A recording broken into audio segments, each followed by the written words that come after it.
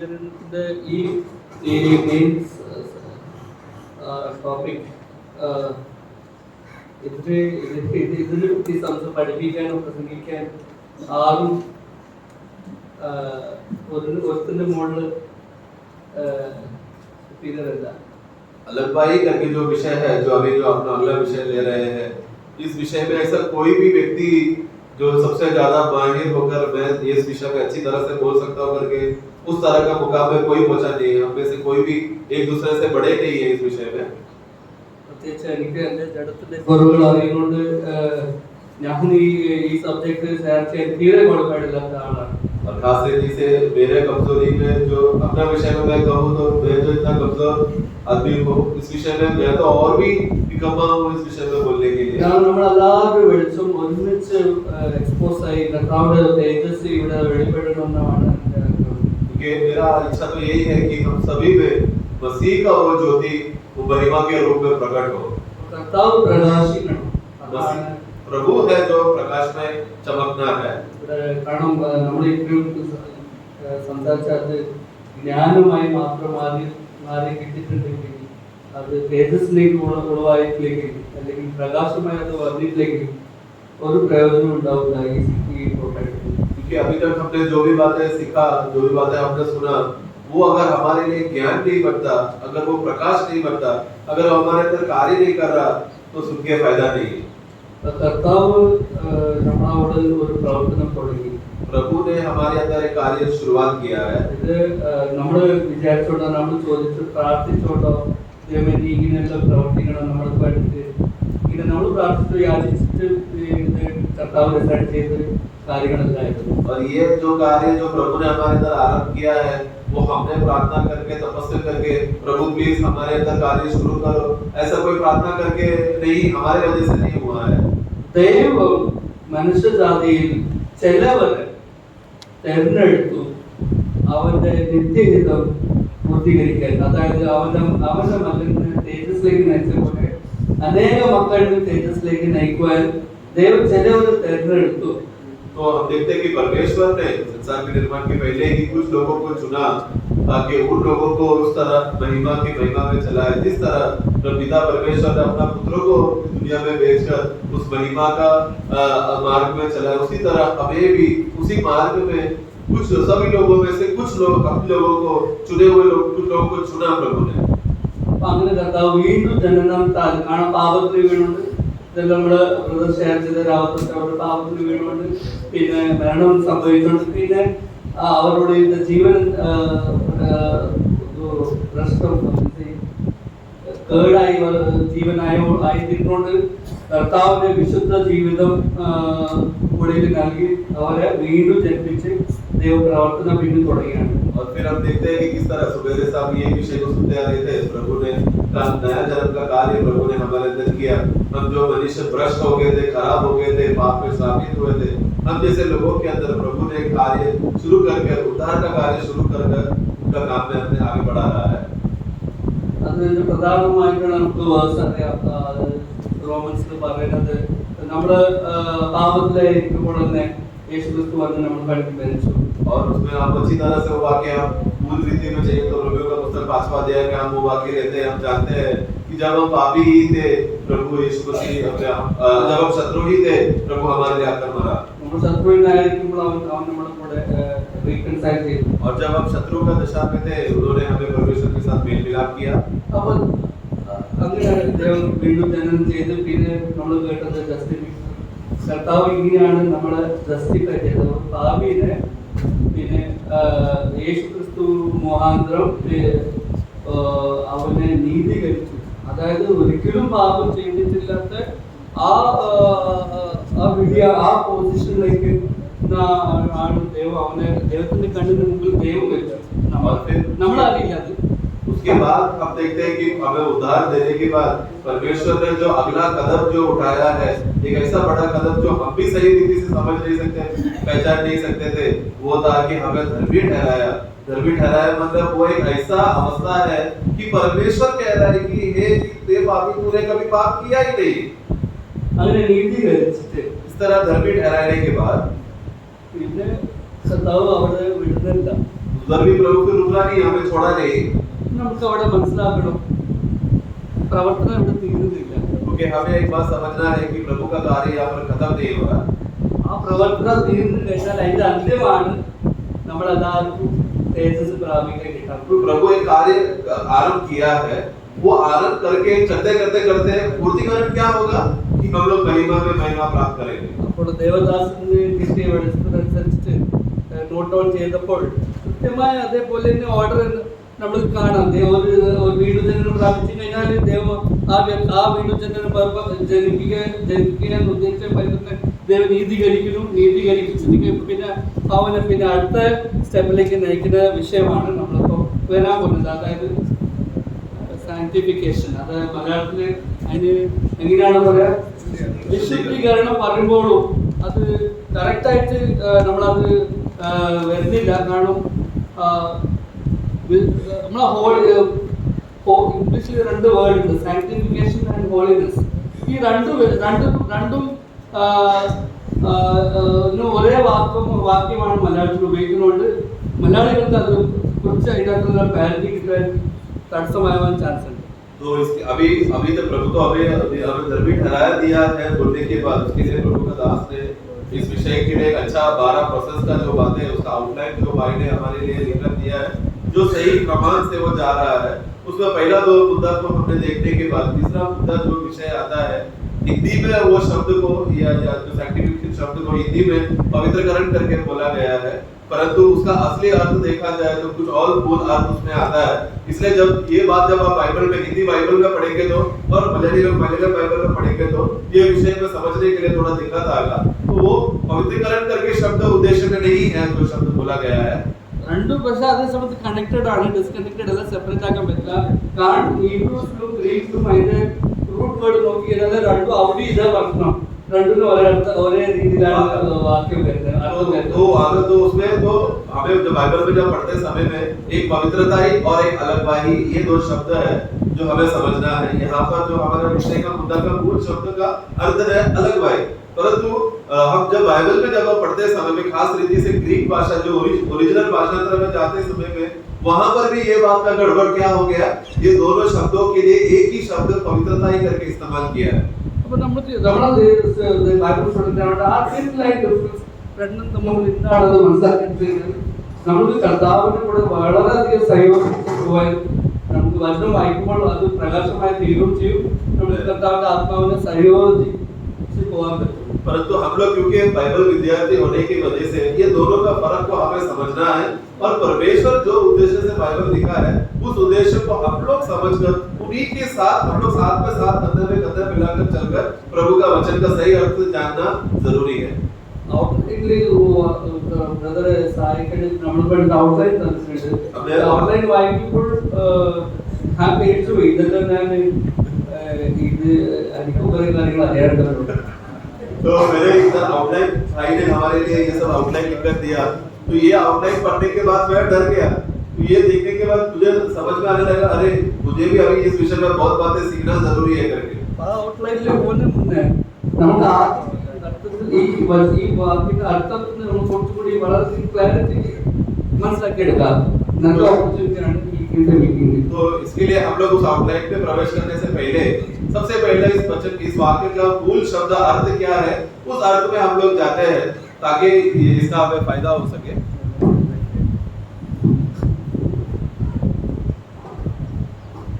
നമ്മുടെ ബുദ്ധി വളർന്നു വരുന്നു.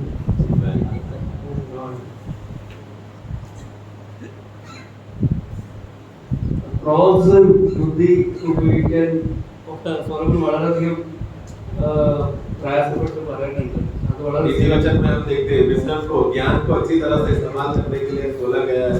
भाइयों ने मदद किया अभी इसमें, അതിന് നേരെ വിപരീതമായിട്ട് ഫൂളിഷ്നെസ്സിനെ അവോയ്ഡ് ചെയ്യാൻ പറയുന്നുണ്ട്. और उसी के साथ साथ नीति वचन में मूर्खता को से दूर रहो करके बोला है. എന്താണ് ബുദ്ധി? तो बुद्धि क्या है?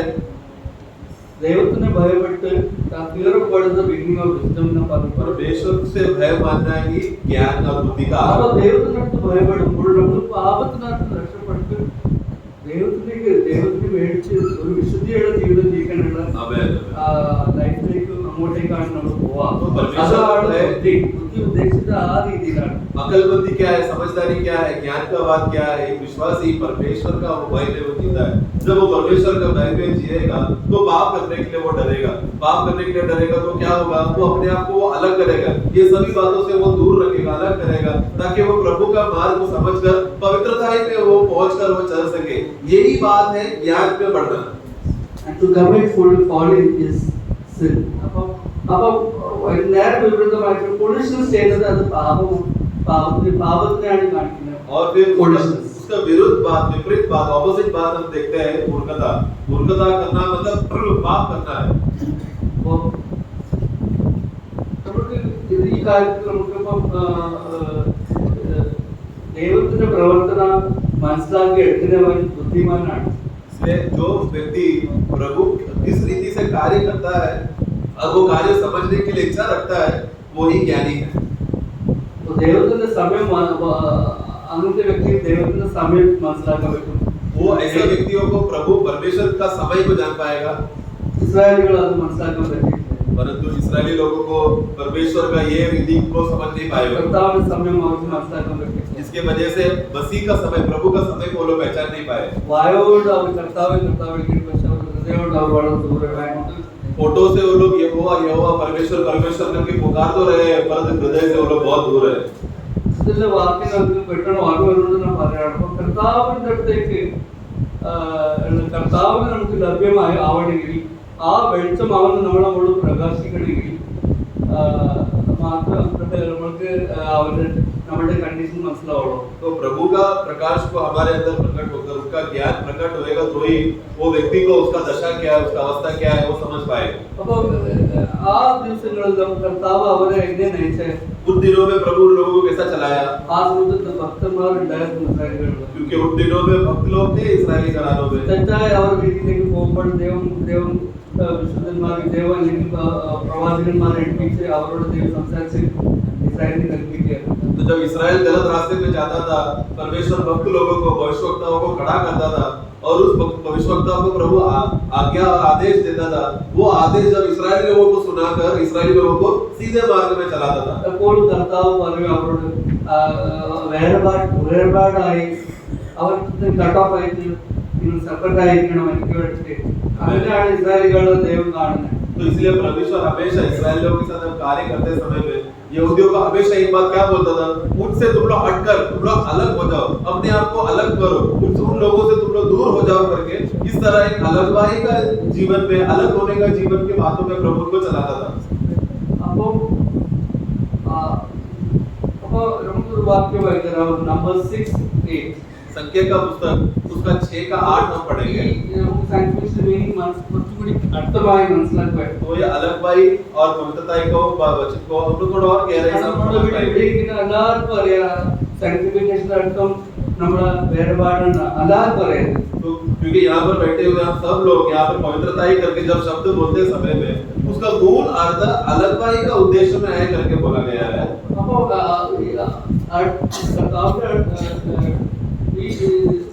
ഈ വ്യത്യാസം മോഡലിസം സാങ്ക്ടിഫിക്കേഷനുള്ള വ്യത്യാസം ക്ലിയറായിട്ട് എസ്റ്റാബ്ലിഷ് ചെയ്യാൻ ഈ വേഴ്സ് അടിച്ചാണ്. നമ്പർ 6:8 तो पवित्रता और अलगवाही का फर्क समझाने के लिए या आप लोग दोनों बात अलग अलग है करके वो फर्क समझाने के लिए मैं ये वाक्य देना चाहता हूं। संख्या का पुस्तक 6 का 8 നമുക്ക് മലയാളത്തിൽ ഒരിക്കൽ ലൗഡ്ലി പറയാം. जोर से कोई जब पहला भाई मलयालम में पढ़ना। हाँ പിന്നെ വചനം പറയുന്നത് കാണാൻ വേണ്ടിയില്ല. അത് അങ്ങനെയാണോ മലയാളത്തിൽ? നാസറിന്റെ അർത്ഥം എന്താണ്?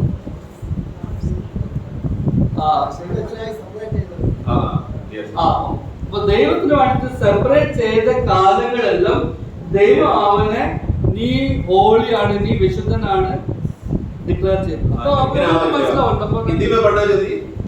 अपने न्यारे रहने के सारे दिनों में हाँ, वह यहोवा के लिए पवित्र ठहरा तो वो न्यारे रहने का मतलब क्या है? वहां पर देखो अंग्रेजी में क्या लिखा है, जब तक वो अलगवाही का दिन उसके लिए नियुक्त किया है तब तक वो क्या करेगा? अपने आप को पवित्र ठहराएगा। परमेश्वर से he is holy unto the Lord. और जब तक എത്ര ദിവസം അവൻ ലോകത്തിനെ വിട്ട് ദൈവത്തിലേക്ക് വേണ്ടിട്ട് അവൻ സെപ്പറേറ്റ് ആയി അത്ര ദിവസം ദൈവം അവനെ വിളിക്കാൻ നീ ഹോളിയാണ്. तो जब तक कोई न्यारा जीवन यानी कि अलगवाई का जीवन कोई जीते रहेगा परमेश्वर के लिए न्यारा होकर, यानी कि संसार से अलग, बाकी सब बातों से अलग, प्रभु की बात के लिए अपने आप को जब वो अलग करके रखेगा, तब तक यहोवा परमेश्वर से क्या बोलेगा, तू पवित्र है. അതിന്റെ അർത്ഥം നമ്മൾ മനസ്സിലാക്കുക. ഒരു വെല്ലുവിളിയിൽ സെപ്പറേഷന്റെ കാര്യം നടക്കുമ്പോൾ അതിന്റെ അന്ത്യം ഹോളിനെസ് ആണ്. तो इसलिए जब प्रभु एक व्यक्ति को अलगवाई के लिए जब अलग कर उस अलगवाई का मार्ग में चलेगा, उसका अंत क्या है, पवित्रता. അപ്പൊ നമ്മുടെ ഉള്ളിൽ കർത്താവ് ഇപ്പൊ ഇങ്ങനെയാണ് ദൈവം തുടങ്ങിയത്. इस तरह हमारे अंदर प्रभु ने कार्य शुरू किया. ഔട്ട്ലൈനിൽ വരാം. ദൈവം നമ്മളെ ആദ്യം സാങ്ക്ടിഫൈ ചെയ്തു. इसके लिए आप लोग जब अगर आउटलाइन में अगर आएंगे तो वहां पर हम पढ़ते हैं कि परमेश्वर है जो हमें सबसे पहला पवित्रता किया. അതുകൊണ്ട് നമുക്ക് അറിയാം എടുക്കേണ്ടി വരുമോ എന്നറിയില്ല. ദൈവം ചിലവരെ ആദ്യം സെപ്പറേറ്റ് ചെയ്തു. इसके लिए परमेश्वर ने सबसे पहला क्या किया, प्रभु ने अपने लिए कुछ लोगों को अपने लिए अलग किया അവരെ അവിടെ ക്രിസ്തുവിലേക്ക് ആക്കുവാൻ. और अलग करके कहां पर रखने के लिए, मसीह में रखने के लिए. പിന്നെ ക്രിസ്തു എന്താക്കി? मसीह ने क्या किया, ക്രിസ്തു പറയാണ് ഞാനും അവർക്ക് വേണ്ടി വിശുദ്ധീകരിക്കാൻ. Christ also sanctifies himself for us. इसकी वजह से प्रभु उस विषय में अपने लिए क्या क्या कहता है उन लोगों के लिए कि मैंने उनके लिए मैं अपने आप को अलग करता हूं, अपने आप को पवित्र करता हूं. അപ്പോൾ നമ്മൾ പിതാവിനാലും സാങ്ക്ടിഫൈ ആയി പുത്രനാലും സാങ്ക്ടിഫൈ ആയി. ഇത് രണ്ട് കാര്യങ്ങൾ നമ്മൾ മനസ്സിലാക്കണം. तो इसके लिए हम पिता के द्वारा भी हम लोग अलग किए गए हैं और मसीह के द्वारा, यीशु मसीह के द्वारा भी हम अलग किए गए हैं. ये दोनों अलगवाई का क्रिया जो परमेश्वर ने किया और पुत्र ने किया, ये दोनों बातें समझना है. ശരിയാണ്. ഒരുവൻ ക്രിസ്തുവിൽ വിശ്വസിക്കുമ്പോൾ അവനെ ദൈവം അവനെ ദൈവം നീതീകരിക്കുന്നു. ദൈവത്തിന്റെ ഉള്ളിൽ ഒരു കുറ്റം കാണില്ല, അവനുള്ളിൽ പാപം ഒന്നും കാണില്ല. ഇതെല്ലാം ദൈവത്തിന്റെ കണ്ണിലാണ്, പുത്രന്റെ കണ്ണിലാണ്. പക്ഷെ നമ്മൾ പരിശുദ്ധാത്മാവിന്റെ കണ്ണിൽ, നമ്മുടെ കണ്ണിൽ അത് ഇതുവരെ കംപ്ലീറ്റ് ആയി. तो ये तो बात सच है कि जब परमेश्वर ने विश्वासियों को नया जन्म में अनुभव में लाते समय में परमेश्वर विश्वासी को क्या बोल रहे हैं, तू धर्मी ठहराया गया है, यानी कि तेरे अंदर कोई भी पाप का लेखा अभी नहीं होगा, तू पापी है ही नहीं करके. ये बात जब परमेश्वर बोलते समय में विश्वासियों का अनुभवी जीवन में ये बात अभी तक पहुंचा नहीं है, या इस बात का पूर्णता में आया नहीं है. അപ്പോൾ നമ്മളിപ്പോ കണ്ട മാതിരി അപ്പൊ ദൈവം ഒരുവനെ നീതീകരിച്ചിട്ട് പിന്നെ പരിശുദ്ധാത്മാവ് എന്താ ചെയ്യുന്നത്, അവനെ പിന്നെ ലോകത്തിനകത്ത് എക്സ്പെരിയൻഷ്യലി അവനെ ഈ ലോകത്തിൽ നിൽക്കുമ്പോൾ സെപ്പറേറ്റ് ആക്കി അവനെ വിശുദ്ധിയിലേക്ക് എത്തിക്കുകയാണ്. क्रिस्तु विशुद्धिയുള്ള പോലെ be holy as your father is holy. तो इसके लिए अभी परमेश्वर ने हमें अलगवाई का अनुभव में लेकर किया है, और यीशु मसीह ने भी जो अलगवाई का अनुभव में लेकर आने के बाद पवित्र आत्मा क्या करेगा, ये अलगवाई का अनुभव हमारे अंदर लाकर वो कार्य करते करते मसीह के लिए हमें पवित्र ठहराने का प्रक्रिया में हमें लेकर जाएगा, ताकि हम लोग परमेश्वर के लिए पवित्र ठहराया जाए. जैसा वचन कहता है कि जैसा मेरा पिता पवित्र है वैसे तुम भी पवित्र रहो. झूठ वर्ड वाक्य, झूठ वर्ड यूदा का पुस्तक पहला वाक्य में हम पढ़ते हैं. यूदा पहला वाक्य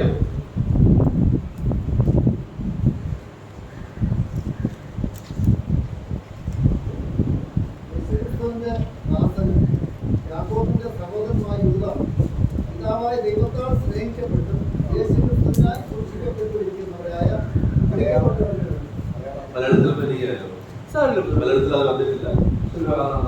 നമ്മുടെ Those who are called sanctified by God the Father. യേശു പിതാവ് മുഖാന്തരം നിങ്ങൾ വിശുദ്ധന്മാരായി വിളിക്കപ്പെട്ടു. പിതാവ് മുഖാന്തരമായി വിളിക്കപ്പെട്ടു, വിശുദ്ധരായി വിളിക്കപ്പെട്ടു. ഇങ്ങനെ പढ़े जरा एक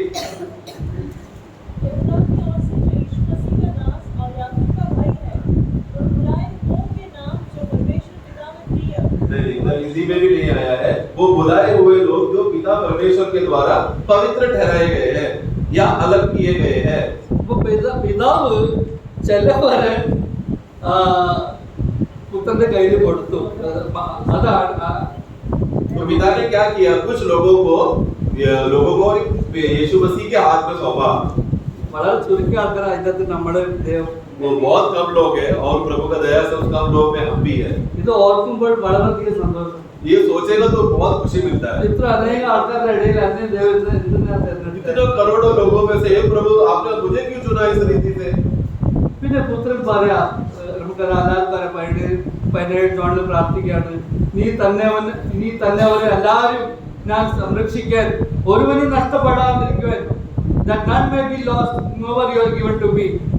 അങ്ങനെ इस विषय में ഞാൻ അവരെ സൂക്ഷിക്കുന്നു പറഞ്ഞ് ആ കർത്താവ് പ്രാർത്ഥിക്കുന്നുണ്ട്. और इस विषय में पिता का इस अलगवाई का अनुभव में रहकर आया हुआ प्राप्त किए हुए लोगों के विषय में प्रभु यीशु मसीह उन लोगों को प्राप्त करके उनका प्रार्थना है यूहन्ना 17 में, ताकि कोई भी ये लोग अलग ना, उससे दूर ना हो जाए, नष्ट ना हो जाए, खो ना जाए, मैं अपने आप को अलग करता हूँ। ഇങ്ങനെ നമ്മൾ യേശു ക്രിസ്തുവിൽ നമ്മളെ ദൈവം പ്രിസർവ് ചെയ്ത് इस വെച്ചിട്ടുണ്ട്. तरह यीशु मसीह में हम संभाले हुए लोग हैं। അങ്ങനെ യേശു ക്രിസ്തുവിൽ പ്രിസർവ്ഡ് പറയുമ്പോൾ ഇത് യേശു ക്രിസ്തു നമ്മളെ വഴി നമ്മളെ വഴി തെറ്റുമ്പോഴോ നമ്മളെ സൂക്ഷിച്ചിട്ട് നമ്മൾ തിരിച്ച് അവന്റെ ഇടയിൽ നമ്മളെ അവന്റെ ഫ്ലോക്കിൽ കൊണ്ടുവന്ന് നമ്മൾ അവൻ और यीशु मसीह का संभालनापन में या यीशु मसीह जो हमारा देखभाल कर रहा है, उसका कार्य इतना गहरा है कि यदि हम लोग गलती से अनजाने से रास्ता भटक भी गया तो वो वापस हमें वो झुंड में वापस लेकर आता है। अगर हम खो बैठे तो നമ്മളെ ആടുകളാണ്, हम लोग तो भेड़ है നമ്മളെ വഴി തെറ്റാൻ പോയ ചാൻസ് ഉണ്ട്. और हम लोग रास्ता भटक सकते हैं। നമ്മളെ യേശു ക്രിസ്തു നല്ല ഇടയനാണ്. അവൻ വാഗ്ദാനം ചെയ്തത് ഞാൻ നമ്മളെ വഴി തെറ്റാൻ സമ്മതിക്കും. परंतु हमारा प्रभु यीशु मसीह हमारे साथ वाचा पाता है, वो कहता है कि मैं तुम लोगों को रास्ता भटकने के लिए मैं नहीं दूंगा। നമുക്ക് കണ്ണു തുറന്നുകൂട്ടി ഒന്ന് ആ ഇടയനെ ആർക്കും അവൻ എന്നെ വിടൂലല്ലോ, അവനെ വഴി തെറ്റിയാൽ അവനെ തിരിച്ചു കൊണ്ടുവരും, അടിച്ചു കൊണ്ടുവരും. അവന്റെ സ്നേഹം നമ്മളെ വിടില്ല. അവൻ इसलिए प्रभु का उस प्रेम को याद करें, अपने आप को समर्पण करके नम्र करके देखे ये बात को कि ये प्रभु आप कितना दयावान और करुणावान है कि आप मुझे कभी रास्ता भटकने नहीं देगा। भले ही मैं भटका तो भी आप मुझे वापस लाएंगे। अगर मैंने जिद किया तो तू मुझे मार कर मुझे सीधा कर वापस अपने रास्ते में लेकर आएगा। उतना प्रभु आप उसे प्रेम करते हो। ഈ കാര്യത്തിൽ കർത്താവ് സെപ്പറേറ്റ് ആക്കിയിട്ട് പറയുന്നത് സാക്രിഫൈ മൈസെൽഫ് ഫോർ देयर सेक ना പറയുന്നത്. ये बात को अवस्था में लाने के लिए प्रभु कहता है कि मैं अपने आप को अलग कर रहा हूँ ताकि वो लोग उस मार्ग में आ जाए। അല്ല അങ്ങനെയല്ലേ ഇത് മലയാളത്തിലേക്ക് ഞാൻ അവർക്ക് വേണ്ടിയിട്ട് ഞാൻ അപ്പൊ അവിടെ വിശുദ്ധീകരിക്കണം പറയുന്നത് യേശു അശുദ്ധമായിരുന്നോ? तो वहां पर हिंदी में यूहन्ना 17 में पढ़ते समय में अपने आप को पवित्र करता हूं करके क्या यीशु अशुद्ध था क्या कि वो अपने आप को पवित्र करे बोला? അത് മിനിസ്ട്രി സംബന്ധത്തിൽ കർത്താവ് പറയും ഞാൻ ഈ കാര്യത്തിന് വേണ്ടിയിട്ട് സെപ്പറേറ്റ് ആവാനാണ്. तो हाँ, तो उसका मतलब यीशु मसीह अशुद्ध था, मतलब वो पवित्र किया करता हो तो उसका अर्थ कुछ और ही है। वो प्रभु एक सेवा करने जा रहा है, उस सेवा के लिए प्रभु अपने आप को अलग कर रहा है ताकि वो एक सेवा कर सके। അപ്പൊ അതിന് നമുക്ക് മനസ്സിലാക്കാം ഈ ഇവിടെ ഉപയോഗിച്ച പദം വിശുദ്ധം, അത് പരിശുദ്ധം ആ റിലേറ്റഡ് വലിയ പാപമില്ലാത്ത ഒരു അവസ്ഥ വിശുദ്ധം, അതായിട്ടില്ല സംബന്ധം. तो यहाँ पर मैं अपने आप को पवित्र करता हूँ बोलते समय मैं पाप से अशुद्ध हो गया इसलिए मैं अपने आप को पवित्र करता हूँ, उस रिश्ते का है ही नहीं संबंध है, क्योंकि प्रभु कभी अशुद्ध हुआ ही नहीं। അപ്പൊ പരിശുദ്ധാത്മാവ് നമ്മുടെ ഉള്ളില് പിതാവിന്റെ കണ്ണിൽ നമ്മൾ സാങ്ക്ടിഫൈഡ് ആണ്, എന്നേക്കും ക്രിസ്തുവിൽ പ്രവർത്തനം ചെയ്ത് തീർത്തുകൊണ്ട് यीशु मसीह ने उनका कार्य करके सिद्ध करके पूरा करने की वजह से पवित्र आत्मा ने हमें उस मुकाम पर पहुंचाया है कि परमेश्वर के नजर में हम लोग सदा के लिए पवित्र ठहराकर अलग किए हुए लोग हैं। ഇനി പുത്രൻ എന്താ ചെയ്തേ? നമ്മളെ ഈ നീതീകരിക്കപ്പെട്ട പുതുജന്മം പ്രാപിച്ച മകനെ, നീതീകരിക്കപ്പെട്ട ജഗനെ വഴിയിലേക്ക് തെറ്റിപ്പോവാതെ സൂക്ഷിക്കുകയാണ്. तो अभी प्रभु यीशु मसीह क्या कर रहा है? ये जो धर्मी ठहराए हुए लोग जो कभी अपराध किया ही नहीं, गलत किया ही नहीं, उस तरह का पदवी पाए हुए लोगों को यीशु मसीह के हाथ में मिला, उन लोगों को प्रभु क्या कर रहा है? उन लोग रास्ता ना भटकते हुए सीधे मार्ग में चलते रहने के लिए उनको संभाल रहा है। എങ്ങനെയാണ് സൂക്ഷിക്കുന്നത്? किस रीति से संभालता है? കാരണം അവർ ഇപ്പോഴും ലോകത്തിലായോണ്ട് क्योंकि ये लोग अभी भी संसार में हैं। ദൈവം ഞാൻ പോകുന്നു, ഞാൻ എന്നെ അനാഥമാക്കി വിടില്ല, അതുകൊണ്ട് ദൈവം സഹായിക്കാൻ പരിശുദ്ധാത്മാവ് വിടുന്നത്. ഈ പരിശുദ്ധാത്മാവ് നിന്നെ ലോകത്തിലേക്ക് പോകാൻ സമ്മതിക്കാതെ പിതാവ് പരിശുദ്ധനായ പിതാവിന്റെ അടുത്തേക്ക് എത്താൻ, പരിശുദ്ധനായ പിതാവിനെ അനുസരിച്ചിട്ടും നിങ്ങളും പരിശുദ്ധനാക്കി നിങ്ങളുടെ ഉള്ളിൽ വേർപാടിന്റെ പ്രവർത്തനം നടത്തുവാൻ ഞാൻ പരിശുദ്ധാത്മാവ് നിങ്ങളെ നൽകും. तो इसलिए यीशु मसीह ने क्या कहा? मैं अभी जा रहा हूँ, परंतु मैं तुमको छोड़कर जा रहा हूँ तो मैं तुमको अनाथ नहीं छोड़ूंगा, बल्कि पिता से मैं मददगार को मांगूंगा और वो तुम्हें सहायता करेगा। वो तुम्हें इस रीति से सहायता करेगा कि पवित्र पिता जैसा पवित्र है, तुम भी उनकी उपस्थिति में पवित्र बने रहने के लिए पवित्र आत्मा तुम्हारे जीवन में अलगवाई का वो कार्य करेगा, ताकि उस अलगवाई का कार्य का अवस्था से तुम लोग गुजर कर उस पवित्र पिता की उपस्थिति में बने रह सके। ഒരു വീണ്ടും ജനനം പ്രാപിച്ചവൻ യഥാർത്ഥവും വീണ്ടും ജനനം പ്രാപിച്ചിട്ടുണ്ടെങ്കിൽ അവൻ നീതീകരിക്കപ്പെട്ടിട്ടുണ്ടെങ്കിൽ അവൻ പറയുകയാണെങ്കിൽ പിന്നെ അങ്ങനത്തെ വ്യക്തി യേശു ക്രിസ്തു വഴി തെറ്റാതെ പോവാണ്ടിരിക്കാൻ ആളുകളെ പോലെ പരിശുദ്ധാത്മാവിന്റെ പ്രവർത്തനം അവനുള്ളിൽ നടക്കേണ്ടിട്ട് അവനെ ദൈവം വെറുതെ വിടില്ല. അപ്പൊ പാപം ചെയ്തിട്ടും നിസ്സാരമാക്കി ദൈവം ശിക്ഷിക്കാത്ത അവസ്ഥ, ദൈവം പ്രിസർവ് ചെയ്യാൻ പറ്റാത്ത സംരക്ഷണം പ്രാപിക്കാത്ത യേശുവിനാണ് നിങ്ങൾ വിശ്വസിച്ചിട്ടുണ്ടെങ്കിൽ നിങ്ങളുടെ कर्तावने प्रवर्तन നടന്നിട്ടില്ല. इसके लिए एक व्यक्ति के अंदर सचमुच अगर उसका नया जन्म का अनुभव हो चुका है, नया जन्म होकर प्रभु यीशु मसीह का कार्य के द्वारा अगर वो धर्मी ठहराया जा चुका है, धर्मी ठहराए जाने का काम में अगर उस पद पे अगर पहुंचने के बाद तो प्रभु यीशु मसीह का जिम्मेदारी है कि उसे अलगवाई का जीवन में चलाकर उसको पवित्र ठहरा कर रखे, ताकि वो भटक ना सके, परमेश्वर के लिए उपयोगी पात्र बन सके। ये बात प्रभु का जिम्मेदारी है, उसको संभालने का। परंतु एक विश्वासी जीते समय में, इस दुनिया का चाल चलन में जीते समय में वो जब गलती करता है तो उसको कोई भी एहसास नहीं होता कि मैंने गलती किया, यहाँ तक कि उसको बुरा भी नहीं लग रहा मैंने गलती किया है करके। इस तरह का एहसास कुछ भी नहीं है और उसके जीवन में प्रभु उसको कोई भी सुधार नहीं ला रहा है। ये सब अनुभव अगर उसके अंदर जीवन में है ही नहीं तो मतलब समझ जाना वो विश्वासी का अभी तक नया जन्म ही नहीं हुआ। അങ്ങനത്തെ വ്യക്തിക്ക് ദൈവം പിതാവ് വേറെ പഠിച്ചിട്ടേ ഇരുന്നില്ല. ऐसा व्यक्ति को पिता ने उसको कभी अलग किया ही नहीं। കാരണം ഈ പിതാവ് വേറെ പഠിച്ചിട്ടുണ്ടെങ്കിൽ പുത്രൻ പിന്നെ എന്തായാലും സംരക്ഷിക്കുന്നതിന്റെ കാരണം ചെയ്തിരിക്കും. क्योंकि अगर पिता ने उस व्यक्ति को अगर अलग किया है तो यीशु मसीह उस व्यक्ति को बचाए रखेगा, उसे संभाले रखेगा, गिरने नहीं देगा। ये बात का प्रभु करने ही वाला है। ഈ തന്നന്റെ ഓരോവനും നഷ്ടപ്പെടാതെ except for one, ഓരോവനും നഷ്ടപ്പെടാൻ ഞാൻ സമ്മതിച്ചിട്ടില്ല. क्योंकि यीशु का प्रार्थना क्या था, हे पिता तूने जितने लोगों को मुझे दिया उसमें से एक को छोड़, कोई भी नष्ट ना हो, उन सभी लोगों को मैं संभाला हूं। ये बात का जिम्मेदारी प्रभु ने लिया है। യേശു ക്രിസ്തു എങ്ങനെയാണ് നമ്മളെ പ്രിസർവ് ചെയ്യുന്നത്?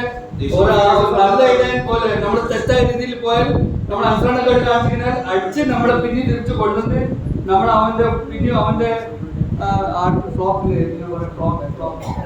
കൂട്ടത്തിൽ നമ്മൾ അവനെ കൊണ്ടാക്കി വിടുകയുള്ളൂ. അതാണ് പരിശുദ്ധാത്മാ നമ്മളിൽ മുഖാന്തരം നടത്തുന്ന മിനിസ്ട്രി ഓഫ് अगर एक व्यक्ति सचमुच नया जन्म पाया हुआ है, पिता का अलगवाई प्राप्त किया हुआ व्यक्ति को वो व्यक्ति भटक गया तो यीशु मसीह कैसा भी करके उसको सीधा मार्ग में लेकर आएगा। अगर सीधा नहीं सुना तो उसको मारकर वापस प्रभु का मार्ग में लेकर आकर वो व्यक्ति विश्वासी को सही मार्ग में चलाकर सुरक्षित उसको वापस खोया हुआ भेड़ को वापस जुड़ में लाएगा ही। ये है प्रभु का कार्य जो प्रभु हमारे जीवन में करता है, जो पवित्र आत्मा हमें इस विषय में हमें समझाता है। പിതാവിന്റെ കണ്ണിൽ നമ്മൾ വിശദീകരിക്കപ്പെട്ടിട്ടുണ്ടെങ്കിലും तो पिता के उपस्थिति में हम लोग भले ही पवित्र ठहरे നമ്മൾ സാക്രിഫൈഡ് ആണെങ്കിലും और मतलब कानून के तौर पर या फिर लीगली व्यवस्था कानूनी तौर पर सचमुच अगर भले ही हमारा अलग भाई हो चुका है तो भी നമ്മുടെ അനുഭവ ജീവിതം വരുമ്പോൾ പരിശുദ്ധാത്മാവ് തന്നെ ഈ കാര്യത്തിൽ വേണ്ടിട്ട് നമ്മളെ അനുഭവത്തിലും ആ സ്റ്റാൻഡേർഡ് ആ പൊസിഷനിലേക്ക് എത്തുവാൻ പരിശുദ്ധാത്മാവ് നമ്മളോട് വിശുദ്ധീകരണത്തിന്റെ പ്രവർത്തനം നമ്മളോട് ചെയ്യും. അതാണ് ഇപ്പോൾ നടക്കുന്ന കാര്യം. तो अगर सचमुच अगर पिता परमेश्वर ने स्थानीय रूप में या पद का रूप में हमें अलगवाई कर दिया है तो पवित्र आत्मा हमारे अंदर उस विषय में अनुभव के रूप में वो हमें अलगवाई का उस प्रक्रिया में हमें चलाएगा। ഇപ്പോ ഇവിടെ നമുക്ക് ഈ ജീവിക്കാൻ നമുക്ക് കഴിയില്ല. तो हमें एक बात पहले ये तत्व समझना है कि हम लोग खुद से ये मार्ग में नहीं जी सकते। ഇത് കർത്താവിന്റെ മിനിസ്ട്രി, ये प्रभु का सेवा है। ये बात ये प्रभु का सेवा है, जो प्रभु हमारे अंदर कर रहा है बोला तो ये समझ गया तो हमको बहुत शांति मिलेगा। നമ്മൾക്കറിയാം ഒരു വാക്യം നമുക്ക് ആവശ്യമില്ല, നമുക്ക് വായിക്കുകയാണെങ്കിൽ അതായത് കർത്താവ് പറഞ്ഞു ഞാൻ വന്നത് ജീവൻ തരാനും സമൃദ്ധിയായ ജീവൻ തരാനാണ് പറഞ്ഞത്. प्रभु एक वाक्य कहते हैं कि मैं जीवन देने को समृद्धि से भंडारता से मैं जीवन देने को आया हूँ। ഇപ്പോൾ കർത്താവ് എന്താ ചെയ്യുന്നത് ചോദിച്ചാൽ अभी प्रभु क्या कर रहा है पूछा तो ഞാൻ എന്റെ ആടുകളിനെ ये मेरा भेड़ों को എന്റെ ജീവന് കൊടുത്ത് വീണ്ടും എടുത്ത ആടുകളിനെ എന്റെ പുനരുദ്ധാരണത്തിന്റെ ജീവൻ നൽകി തന്ന് സമൃദ്ധിയുടെ ജീവൻ തന്നെ നൽകി തന്ന് അവരെ ഞാൻ നടന്ന പാചകത്തിനനുസരിച്ച് അവരും ഞാൻ നടത്തും. അതാണ് യേശു ക്രിസ്തു നമ്മളോട് ചെയ്യുന്നത്. प्रभु अभी क्या कर रहा है? वो क्या कहता है कि मैं जिनको जीवन देकर उनको छुड़ाया, ये जीवन देकर छुड़ाए हुए व्यक्तियों को जिनके लिए मैं अपना जान तक दे दिया, ऐसे लोगों को मैं बचाकर क्या करूंगा? पुनरुद्धार का जीवन के द्वारा, जो समृद्धि का जीवन है, बंटाता का जीवन है, उस जीवन से मैं उनको उस जीवन में चला रहा हूँ जो मैं इस दुनिया में जीते समय में परमेश्वर को पाया था. വേറെ ഒരു വാക്യം ഇതിന് കണക്റ്റഡ് ആയി किसी लिंक में एक और वाक्य पढ़ेंगे. മലയാളത്തിലെ രണ്ടൊരു വ്യത്യാസം. ഞാൻ എന്റെ ആടിന് ജീവൻ കൊടുക്കുന്നു. അതിങ്ങനെയാണ് I give my life to my. प्रभु कहता है कि मैं मेरा भेड़ों को मेरा जीवन देता हूँ. ഏത് ജീവന്റെ പറ്റിയാ പറഞ്ഞത്? वो कौन सा जीवन के बारे में कहा था? ശരീര ജീവൻ, उसका शारीरिक जीवन. പിന്നെ പറഞ്ഞു പിന്നെ പറഞ്ഞു ഞാൻ അവർക്ക് ജീവൻ തരാനും വന്ന് समृद्धि जीवन अपाधित जीवन पर आगे दूसरा जगह पर ऐसा लिखा है उनको जीवन देने और बहुतायत से देने के लिए मैं आया हूं. वो कौन सा जीवन है? അപ്പോൾ ഈ രണ്ട് വേർഡില് വ്യത്യാസമില്ല. ഇംഗ്ലീഷിലും ഇല്ല, ഇതിലും പക്ഷേ ഹിന്ദിയിൽ കാണാൻ പറ്റും. मैं तुम्हारे लिए अपना जान दिया പറയാൻ പറ്റും. അത് मैं तुम्हें जीवन देने के लिए आया. രണ്ട് വ്യത്യാസം മനസ്സിലാക്കണം. तो वो हिंदी में जब पढ़ते समय में एक जगह पे लिखा है मैं जान देने के लिए और मैं तुमको जीवन देने के लिए आया हूं. നിങ്ങൾക്ക് തോന്നുന്നുണ്ടാണ് കുറച്ച് കണക്റ്റഡ് മാറിയിട്ടുണ്ട്. ജീവൻ കൊടുക്കാനും ജീവിതം കൊടുക്കാനും എല്ലാം പറഞ്ഞത് ഇത് ഈ വിശുദ്ധ ജീവിതം, ഈ അലകോയ ജീവിതം അല്ലെങ്കിൽ ഈ സെപ്പറേറ്റ് ജീവിതം നമ്മുടെ ജീവിതമല്ല. നമ്മൾ ജീവിക്കാൻ പറ്റില്ല. ക്രിസ്തു അവന്റെ ജീവന് നമ്മുടെ ഉള്ളിൽ പമ്പ് ചെയ്ത് നൽകി തന്നെ ആണ് നമ്മളെ നടത്തി കൊണ്ടുവന്നത്. बट इसलिए प्रियो एक बात समझना है, कोई कहता है कि जीवन हम लोग जान सकते हैं क्या खुद से? नहीं प्रियो, ये बात असंभव है. वो तो प्रभु यीशु मसीह है जो उनका जीवन हमारे अंदर घुसाकर उनका जीवन को देकर उनका वो अलग भाई का जीवन का चाल चलन में हमें चला रहा है. ഒരു വാക്യം और एक बात പറഞ്ഞു, if by death we have been reconciled to God, how much more we shall be saved by his life. എന്നാണ് മന്ത്രം പറഞ്ഞത്. അവന്റെ മരണത്താൽ നമ്മൾ ദൈവത്തിനോട് നെരുപ്പ് പ്രാപിച്ചിട്ടുണ്ടാവാം. നെരുപ്പ് പ്രാപിക്കാൻ നമ്മൾ കേട്ട പോലെ ഒരു പാപി ദൈവത്തോട് നെരുപ്പ് പ്രാപിക്കണമെങ്കിൽ അല്ലെങ്കിൽ നീതീകരിക്കപ്പെടുകയാണെങ്കിൽ കർത്താവ് മരിക്കണം മനസ്സിലാക്കൂ. അപ്പൊ കർത്താവ് മരണം കൊണ്ട് നിർമ്മിച്ച ഒരു പാപി നീതീകരിക്കപ്പെട്ടു. അവന്റെ ജീവനം എത്ര അധികം.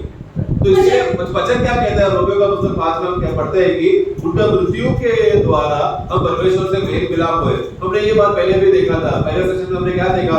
हमें परमेश्वर के साथ मेल मिलाप करने के लिए और परमेश्वर के द्वारा हम धर्मी ठहराए जाने के लिए यीशु मसीह को मरना बहुत जरूरी था. अगर इस रीति से उनका मृत्यु के द्वारा इतना बड़ा परमेश्वर के साथ मेल मिलाप का अनुभव अगर हमें प्राप्त किया है तो उनका जीवन के द्वारा कितना अधिक വ്യത്യാസം മനസ്സിലുണ്ടാവും. क्या ये दोनों में फर्क है क्या? നീതീകരിക്കപ്പെടാനായിട്ട് കർത്താവ് മരിച്ചാൽ മതി. हमें धर्मी ठहराने के लिए प्रभु मरना काफी था. നീതീകരണം പറയുമ്പോൾ ദൈവം ഇനി അവനെ ശിക്ഷിക്കില്ല. धर्मी ठहरा दिया मतलब क्या? अभी परमेश्वर वो व्यक्ति को अभी दंड नहीं करेगा. പക്ഷെ വിശുദ്ധി എന്താണ്? परंतु अलग भाई क्या है? വിശുദ്ധി അവിടെ നിന്നാണ് പിന്നെ തുടങ്ങുന്നത്. ये बात का धर्मी ठहराए जाने के बाद जैसे ही तुरंत में क्या होगा? उसका अलग भाई का जीवन शुरू होगा. അവിടെ കർത്താവ് പിന്നെ അവന്റെ ജീവനാൽ അവനെ രക്ഷിക്കേണ്ട മിനിസ്ട്രിയാണ് പിന്നെ ചെയ്യുന്നത്. उसके बाद प्रभु क्या करेगा? उसका जिंदगी के द्वारा प्रभु अपना उनका सेवा उनका जीवन जिंदगी का सेवा से वो क्या करेगा? हमें चलाएगा. നമുക്ക് രണ്ട് വ്യത്യാസം. അവന്റെ മരണത്താൽ നമ്മളെ വിശുദ്ധനെ ഒരു പാപിനെ നീതീകരിച്ചു. പക്ഷേ ജീവനാൽ ആ പാപിയിൽ നിന്ന് പിന്നെ വിശുദ്ധ ജീവിതം ജീവിക്കാൻ സഹായിക്കുന്നു. तो हमें समझना अपने मृत्यु के द्वारा वो हमें धर्मी ठहराया है तो अपने जिंदगी के द्वारा फिर वो क्या कर रहा है? वो विश्वासी को पवित्रता में अलग भाई में चला रहा है. കാരണം ദൈവത്തിന് അറിയാം ഒരു വിശുദ്ധ ഒരു പാപി നീതീകരിക്കപ്പെട്ട് കഴിഞ്ഞാൽ അവനെ നമ്മൾ അനാഥമായി ഇടാൻ പറ്റില്ല. ഈ ലോകത്ത് ജീവിക്കുമ്പോൾ ഇനി കുറെ കാര്യങ്ങൾ അവനെ രക്ഷപ്പെടാനുണ്ട്. അതിന് വേണ്ടിട്ട് അവൻ ബൈബിൾ പറഞ്ഞത് ഒരേ ഒരു മാർഗമുണ്ട്. നമ്മുടെ അടുത്തില്ല. അവന്റെ ജീവനാൽ ചെയ്യുന്ന മിനിസ്ട്രിയാണ് നമ്മളെ രക്ഷപ്പെടുത്തുക. അതാണ് വിശുദ്ധീകരണം. അതാണ് അവന്റെ ജീവനാൽ ചെയ്തു. അതുകൊണ്ട് അവന്റെ ജീവനില്ലാണ്ട് നമുക്ക് വിശുദ്ധീകരണം പ്രാപിക്കാൻ പറ്റില്ല എന്ന് ഞാൻ പറഞ്ഞു വരുന്നത്. परमेश्वर अच्छी तरह से जानता है हम लोग धर्मी ठहराए तो जा चुका है बोलकर फिर हमको अनाथ नहीं छोड़ सकता, क्योंकि हम लोग अभी गुनहगार है ही नहीं। ये बात का सामना हो जाने के बाद वो अगर हमें अनाथ छोड़ दिया तो संसार में बहुत सी बातें हैं जो हमें वापस गिरा सकता है। ये बात प्रभु अच्छी तरह से जानकर उनके मृत्यु के द्वारा धर्मी ठहराए जाने के बाद फिर वो क्या कर रहे हैं, उनकी जिंदगी के द्वारा फिर वो एक ऐसा सेवा जो हमारे अंदर कार्य कर रहा है, क्योंकि जिंदगी के द्वारा हमें अलगवाई का जीवन के चाल चलन में चला रहा है। അതായത് ഇപ്പൊ യേശു ക്രിസ്തു ജീവനായിരിക്കുന്നത് നമ്മൾ ഒരു മഹാപുരോഹിതനായി ഇരുന്ന് നമ്മളെ ശുശ്രൂഷിക്കാൻ തയ്യാറാണ്. എല്ലാ ആളുകളെ അവൻ വിശുദ്ധിയിലേക്ക് നയിക്കുവാൻ അവൻ അവിടെ പ്രാർത്ഥിച്ചുകൊണ്ട് നമ്മൾക്ക് വേണ്ടിട്ട് അവിടെ അവൻ മിനിസ്റ്റർ ചെയ്യണം. അവന്റെ ജീവൻ തന്നെ जिंदगी के बारे में बोल रहे हैं।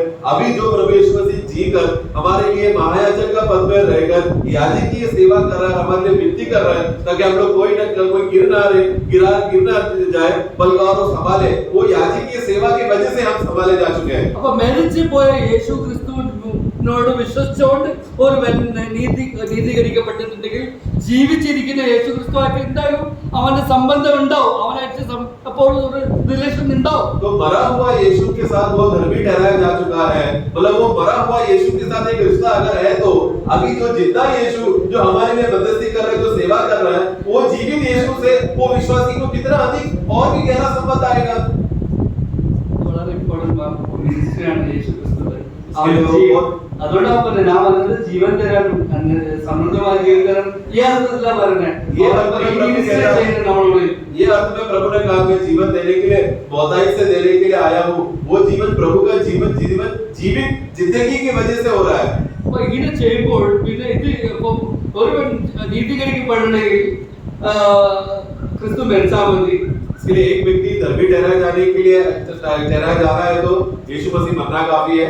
അപ്പൊ വിശുദ്ധീകരിക്കപ്പെടണമെങ്കിൽ परंतु अलगवाई होना है तो ഞാൻ എന്റെ അടിക്കടി ക്രിസ്തു ജീവിക്കുന്നു. उसके लिए प्रभु जी रहा है। ഇത് കാണണം, ये बात को विश्वासी देखना ഇത് है। കാണിക്കാൻ. ഇത് നീ അല്ല, നീ മരിച്ചു. मतलब विश्वासी क्या देख रहे हैं कि अभी वो नहीं जी रहा है, तो वो मर चुका है, അവനാ ജീവിക്കുന്നത്. बल्कि प्रभु अभी जी रहा ഈ है। വിശ്വാസത്താൽ ഈ കാഴ്ചയാലാണ് പൗലോസ് ജീവിച്ച് ഒരു വിശുദ്ധീകരണ ജീവിതം ജീവിക്കാൻ. ये नजरिया से पौलुस प्रतिदिन अपने आप को समर्पण करके जीकर अपना जिंदगी को वो जी रहा था। ഇപ്പൊ നമ്മളെല്ലാവരും ഇങ്ങനെ ഒരു യാത്രയിലേക്കാണ്.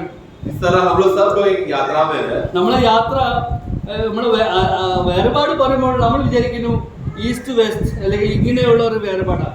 അങ്ങനെയുള്ള വേർപാടല്ല, ഇങ്ങനെയുള്ള ഒരു വേർപാടാണ്. താഴെ മേലുള്ള ഒരു വേർപാടാണ്. നമ്മൾ അപ്ലിഫ്റ്റ് ആയിക്കൊണ്ടിരിക്കുകയാണ്.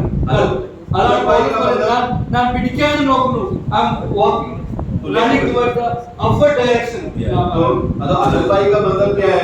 हम लोग दाएं से बाएं, मतलब दाएं में कुछ बात था उसको छोड़कर बाएं की ओर जा रहे हैं, ये लेफ्ट से राइट जा रहा है, ऐसा नहीं है प्रियो। अलगवाई का मतलब क्या है कि नीचे से हम ऊपर की ओर भाग रहे हैं, ऊपर की ओर दौड़ रहे हैं। जैसा पौलुस कह रहा था कि मैं ऊपर का दौड़ की ओर दौड़ रहा था ताकि मैं प्रभु की बातों को मैं पा सकूं।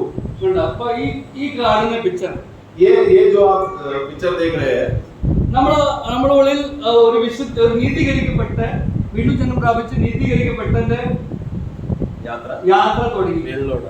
ഇങ്ങനെയാണ് യാത്ര.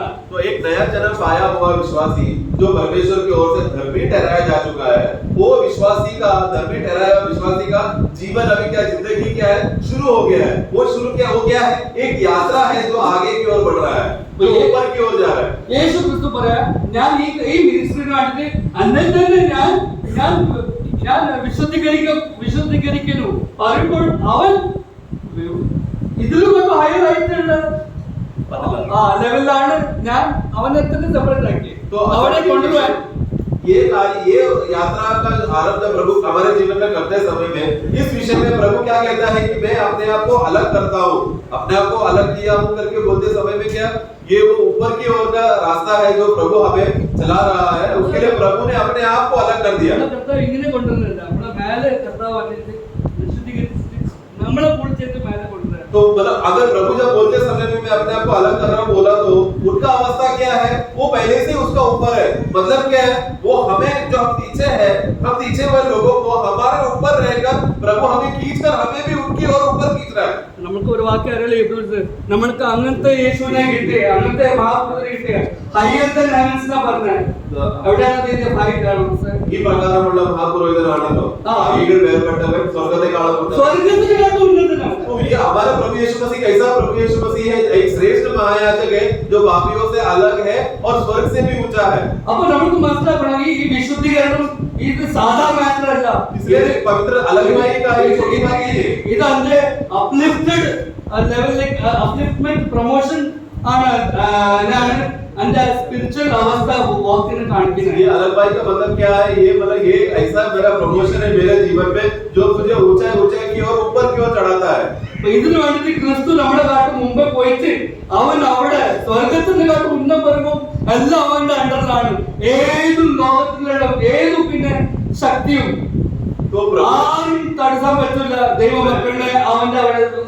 വരെ എത്തുവാൻ इसके लिए प्रभु हमें उस ऊपर की मुकाम पे पहुंचाने के लिए प्रभु हमसे पहले आगे गया हमसे भी आगे जाकर वो ऊंचा की ओर पहुंचा ऊंचाई की ओर मतलब स्वर्ग से भी ऊंचा सभी आकाश मंडलों से स्वर्ग से भी ऊंचा सबसे ऊपर है प्रभु यीशु मसीह मतलब प्रभु यीशु मसीह सबसे ऊपर है तो उसके नीचे बाकी सब लोग हैं यानी कि अभी इस दुनिया में ऐसा कोई भी शक्ति सामर्थ है ही नहीं मुझे प्रभु के उपस्थिति में पहुंचाने के लिए हम उतना ऊपर पहुंचने के लिए प्रभु हमको ऊपर तक लेके जा रहा है നമ്മളെല്ലാവരും ഈ ലെവലിലായിരുന്നു ഇവിടെ ഒരു സമയത്ത് ഭൂമിയിലെ ലെവലിൽ हम लोग सब लोग एक समय में भूमि का स्तर में था ഇതേ നമുക്കറിയാം ഇത് ഒരു പിശാച മണ്ഡലാണ് उसके बाद हम देखते हैं आकाशीय मंडलों में आसमान मंडलों में जहां पर दुष्टात्मा सेनाएं कार्य कर रहा है അവരാണ് ഇപ്പോ ഭൂമിയിലേക്ക് കൺട്രോൾ ചെയ്യുന്നത് ये आकाश में दुष्टात्मा का सेनाएं दुष्टात्मा सामर्थ ये लोग क्या कर रहे हैं भूमि के बातों को नियंत्रण कर रहे हैं യേശു ക്രിസ്തു കർത്താവിനെ അനുസരിച്ചപ്പോൾ यीशु मसीह ने जब पिता का बात माना കർത്താവിന് വളരെയധികം ബുദ്ധിമുട്ടുണ്ടായിരുന്നു കേട്ടോ. यीशु मसीह को बहुत तकलीफ हुआ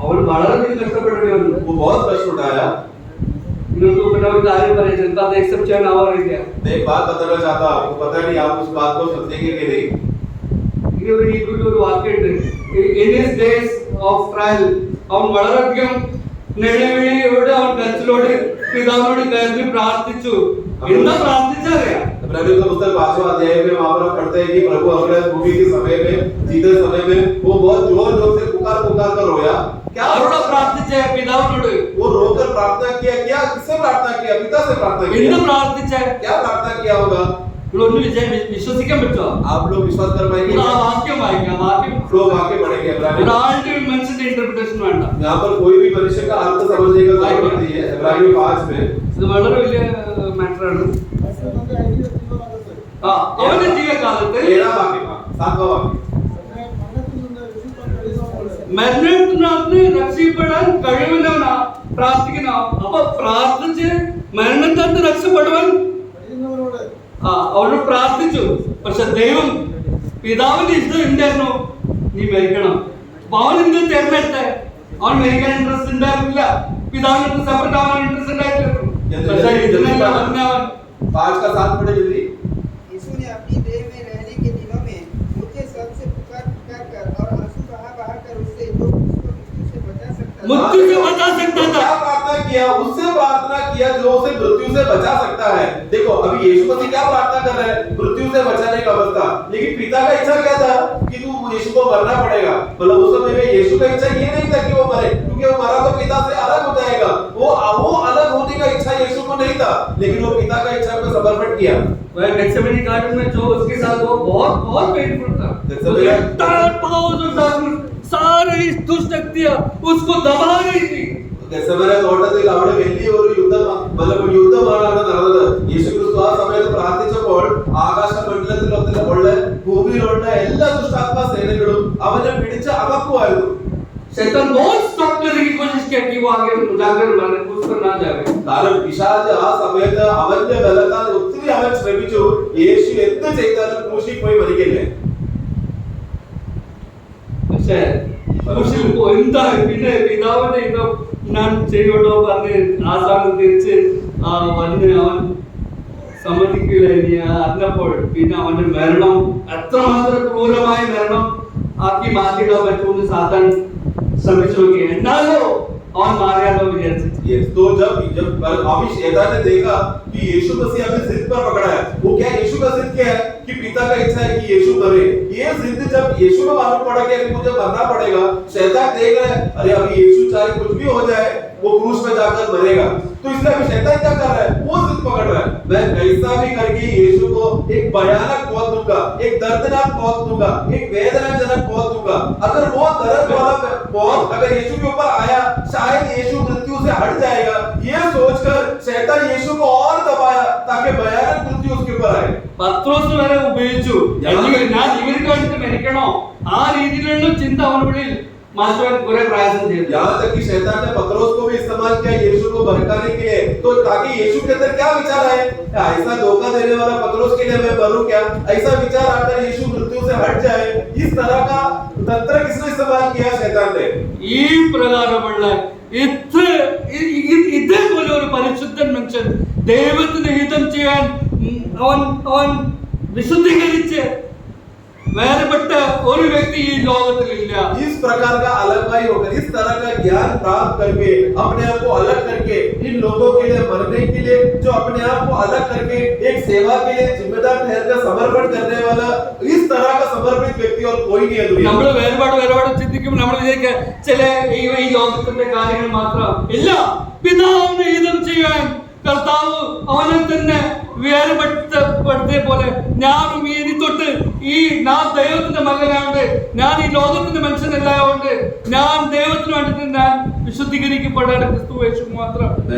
അതാണ് ദൈവ പൈതൽ ഈ കാഴ്ച കണ്ടാൽ അവനോട് യഥാർത്ഥ മാനസാന്തരമുണ്ട്, യഥാർത്ഥ വിശുദ്ധത്തിന്റെ അർത്ഥം അവന് മനസ്സിലാവണം। हमें क्या लगता है अलग भाई मतलब क्या दुनिया के थोड़े छोटे मोटे बातों से अलग हो जाना, उससे दूर हो जाना प्रियो, वो बात नहीं है प्रियो। अलग भाई का सही अर्थ ये है कि पिता का इच्छा को जानकर, पिता का सही इच्छा क्या है जानकर उसी इच्छा के लिए जीना, उस इच्छा के लिए जीने के लिए अपने आप को अलग करना ताकि वो इच्छा पूरा हो सके, वही है सच्चा मसीह जीवन।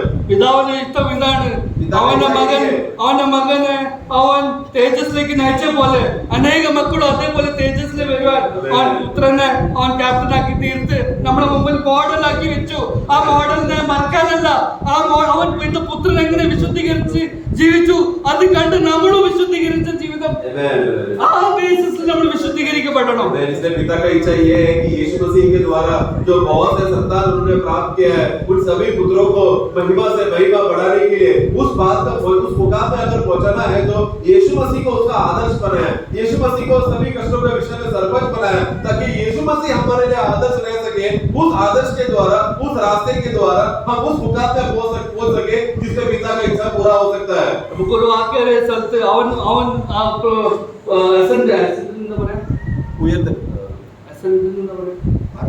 ആരോഗ്യ സമയത്തും ശത്രു കുറെ ട്രൈ ചെയ്തു അവന്റെ മരണത്തിന് ടൈം കഴിഞ്ഞിട്ട്, പക്ഷെ ഒരു ശക്തി ഫോഴ്സ് സ്റ്റോപ്പ് ചെയ്യാൻ പറ്റില്ല। അവൻ ഈ സകല ഭൂമണ്ഡലം ഈ സ്വർഗീയ മണ്ഡലം പൊട്ടിച്ച് തകർത്തി അവൻ स्वर्गത്തിന്റെ കാട്ട് ഉന്നതമായി തീർന്ന പൊസിഷനിലേക്ക്। देखो साधारण होने के समय में हम देखते हैं दुष्टात्मा सेना बहुत उनको रोका प्रभु ऊंचा ऊपर ना जाने के लिए, लेकिन प्रभु ने वो सभी बातों को हराकर दुश्मनों के सभी अस्त्र हीट कर स्वर्गीय स्थानों में वो जाकर स्वर्ग से भी ऊंचा हो गया। ഇതാണ് വേർപാട്। ये है अलग भाई। ഞാൻ എവിടെയല്ല, मैं कहां पर हूं, അവിടെ അവർ ആയിരിക്കുവാൻ ഞാൻ അവർക്ക് വേണ്ടി പ്രാർത്ഥിക്കുന്നു। അതാണ് യഥാർത്ഥ വിശുദ്ധൻ। जैसा प्रभु ने प्रार्थना किया कि मैं जहां पर हूँ वहां पर वे लोग भी पहुंच जाए, उसके लिए मैं अपने आप को अलग करता हूँ। सच्चा अलग भाई का अनुभव वो है कि हम लोग उस मुकाम पर पहुंचे जहां पर प्रभु पहुंचा है। ഐസായ അത് കണ്ടു, ईसाया ने वो देखा, ഐസായ ഉന്നതനെ കണ്ടു। ईसाया ने ऊंचा वो व्यक्ति को देखा। കണ്ടപ്പോ അവൻ എന്താ കാണണേ, देखते समय में क्या ഒരുവൻ മഹാമത്വത്തിൽ സിംഹാസനത്തിൽ ഇരിക്കുന്നു, एक महान व्यक्ति महान परमेश्वर सिंहासन में बैठा है। ഇരിക്കുന്നവൻ ഇവിടെ ഇരിക്കുകയാണെങ്കിൽ അവന്റെ വസ്ത്രം ഭൂമി വരെ വിളകുന്നു തേജസ്സോടെ। ईसाया का पुस्तक 6वां अध्याय में पढ़ते समय एक बहुत बड़ा दर्शन देगा। वो क्या दर्शन देगा, एक महामहिम सर्वशक्तिमान सिंहासन में बैठा है। वो सिंहासन में बैठने वाले का जो बैठा अधिकारी उनका वस्त्र कहां पर है, भूमि की ओर फैला हुआ है। അപ്പം അവൻ കണ്ടു, അവൻ സ്വർഗം ഭൂമി ബന്ധപ്പെടുത്തുന്ന ഒരു വ്യക്തിയെ കണ്ടു। അത് അവൻ കണ്ടു ഇത്ര വലിയ ദൈവം, സ്വർഗം എന്ന സിംഹാസനം, പൃഥ്വി എന്ന പാദസ്ഥാനം, ആ ദൈവത്തിനെ കണ്ടു, ഇത്ര വലിയ മഹത്വത്തിലുള്ള ദൈവത്തിനെ കണ്ടു. ആ കാഴ്ചപ്പാട് കണ്ടു കഴിഞ്ഞാൽ ഐസന്റെ പോലെ നമ്മളും പറയും, കർത്താവേ अन्य विशदीकरण तो इसे ये यशायाह ने क्या दर्शन को देखा, इतना बड़ा दर्शन को देखा, एक स्वर्ग और भूमि जुड़ा हुआ है। तो स्वर्ग परमेश्वर का सिंहासन है और भूमि उनका पादस्थान। इस तरह यशायाह ने ये दर्शन को देखकर स्वर्ग और भूमि को जोड़ने वाला ये प्रभु यीशु मसीह सिंहासन पर बैठा है। उस महानता को देखने के बाद यशायाह क्या बोल रहा है, मैं कितना अभागी हूँ, हे परमेश्वर मुझे पवित्र कर। നമ്മള് പൗലോസിന്റെ പറയുന്നത്, പണ്ട് നിങ്ങൾ അവിശ്വാസികളുടെ സമയത്ത്, നിങ്ങൾ അനുസരണക്കാരുടെ മക്കളുടെ സമയത്ത് ഈ ലോകത്തിന്റെ ആത്മാവിനെ അനുസരിച്ച് നടന്ന ഒരു വ്യക്തികളായിരുന്നു നമ്മള്. വിശ്വാസി ഒരു ദൈവത്തിൽ വീണ്ടും ജനനം പ്രാപിച്ച് നീതീകരിക്കപ്പെട്ട വ്യക്തിക്ക് ഈ ആത്മാവ് ഈ സ്വർഗമണ്ഡലമായിട്ട് ബന്ധപ്പെടുത്തുവാൻ ഒരു അധികാരമില്ല, അവന് യാതൊരു ബന്ധമില്ല. നമുക്ക് ഡയറക്റ്റ് കർത്താവ് സ്വർഗത്തിലാണ് ഉത്തരവാദിത്തമായിരിക്കുന്ന ആ യേശുക്രിസ്തുവിന്റെ കൂടെ നമ്മൾ സഹവാസം ചെയ്യാനും ആളുകൂടെ പരീക്ഷിക്കാനും ആ ആത്മാവിൽ ഒരേ ആത്മാവിൽ നടക്കാനും ചിന്തിക്കാനും ആണ് നമ്മളെ ദൈവം വേർപെടുത്താക്കി വിളിച്ചത്. ഈ पुस्तक दूसरा अध्याय में पढ़ते हैं, एक समय में हम लोग संसार की बातों में और दुष्ट आत्माएं सेनाएं जो आकाश मंडलों को पकड़ के रखा है उन सब रहते हैं, उन सब की बातों को हम लोग आज्ञाकारी होकर जीते थे। परंतु जब हमारा धर्मी ठहराया जाने का अवस्था हो गया तो उस धर्मी ठहराने की अवस्था का खासियत क्या है, जिस तरह प्रभु यीशु मसीह विजय प्राप्त कर ऊंचा स्थानों में पहुंच गया है, उन्होंने हमें भी वो सामर्थ दिया है ताकि ये अंधकार का सामर्थ, दुष्ट आत्मा सेना का कोई भी सामर्थ हमें दबा नहीं सकता, बल्कि उनके ऊपर भी विजय प्राप्त कर उस ऊंचाई पे और पहुंचे जहां पर प्रभु यीशु मसीह है। നമ്മളിപ്പോ സ്വർഗീയമാരാണ്, നമ്മുടെ ദൈവം ഡയറക്റ്റ് സ്വർഗമായിട്ട് ബന്ധപ്പെടുത്തിയിട്ടാണ്. हम लोग अभी स्वर्गीय लोग हैं, परमेश्वर ने हमें स्वर्ग के साथ जोड़ा है। ദൈവം നമ്മളെ ആ കണ്ണിന്റെ കാഴ്ച കാണിച്ചു തരട്ടെ. प्रभु हमारा आंखें खोले ताकि हम वो नजरिया को देख सके। കർത്താവിന്റെ ഹിതം എന്താണ് മനസ്സിലാക്കി ജീവിക്കുക, അങ്ങനെയാണ് പറഞ്ഞത്. परमेश्वर की इच्छा क्या है जानकर जिए। 5:6 എഫെസ്യൻസ് 5:16 പറഞ്ഞു, നിങ്ങൾ അതുകൊണ്ട് നിങ്ങൾ ഡോണ്ട് ബി ഫുളിഷ് സർക്കംസിഡൻലി യൂസ് ചെയ്യും, കാരണം ദൈവത്തിന്റെ ഹിതം എന്താണ് മനസ്സിലാക്കുവാൻ നോക്ക്, അങ്ങനെയാണല്ലോ പറയുന്നത്. एफिसियों का पुस्तक में हम पढ़ते समय में उसका 5:6 में हम लोग पढ़ते समय में अपने आप को धोखा ना दो। നമ്മളെ रीडिंग द टाइम लिखा അല്ല 5:6 5 का 6 no one deceive you with empty words, for because of these things the wrath of God is upon the sons of disobedience. Have no fellowship. ഇതെല്ലാം വാക്യങ്ങൾ വായിക്കുമ്പോൾ ഇത് വേറെ പാടുന്ന വാക്യങ്ങളല്ലേ? ये सब वाक्य देखो 5 का 6 7 8 पढ़ते समय में ये सब अलगवाई का वाक्य है। ബ്രദേഴ്സ് അവരെ നശിപ്പിക്കട്ടെ, തീയോട് നശിപ്പിക്കട്ടെ, ഇങ്ങനത്തെ കാര്യങ്ങൾ പറയും. ദൈവം കർത്താവ് അവരെ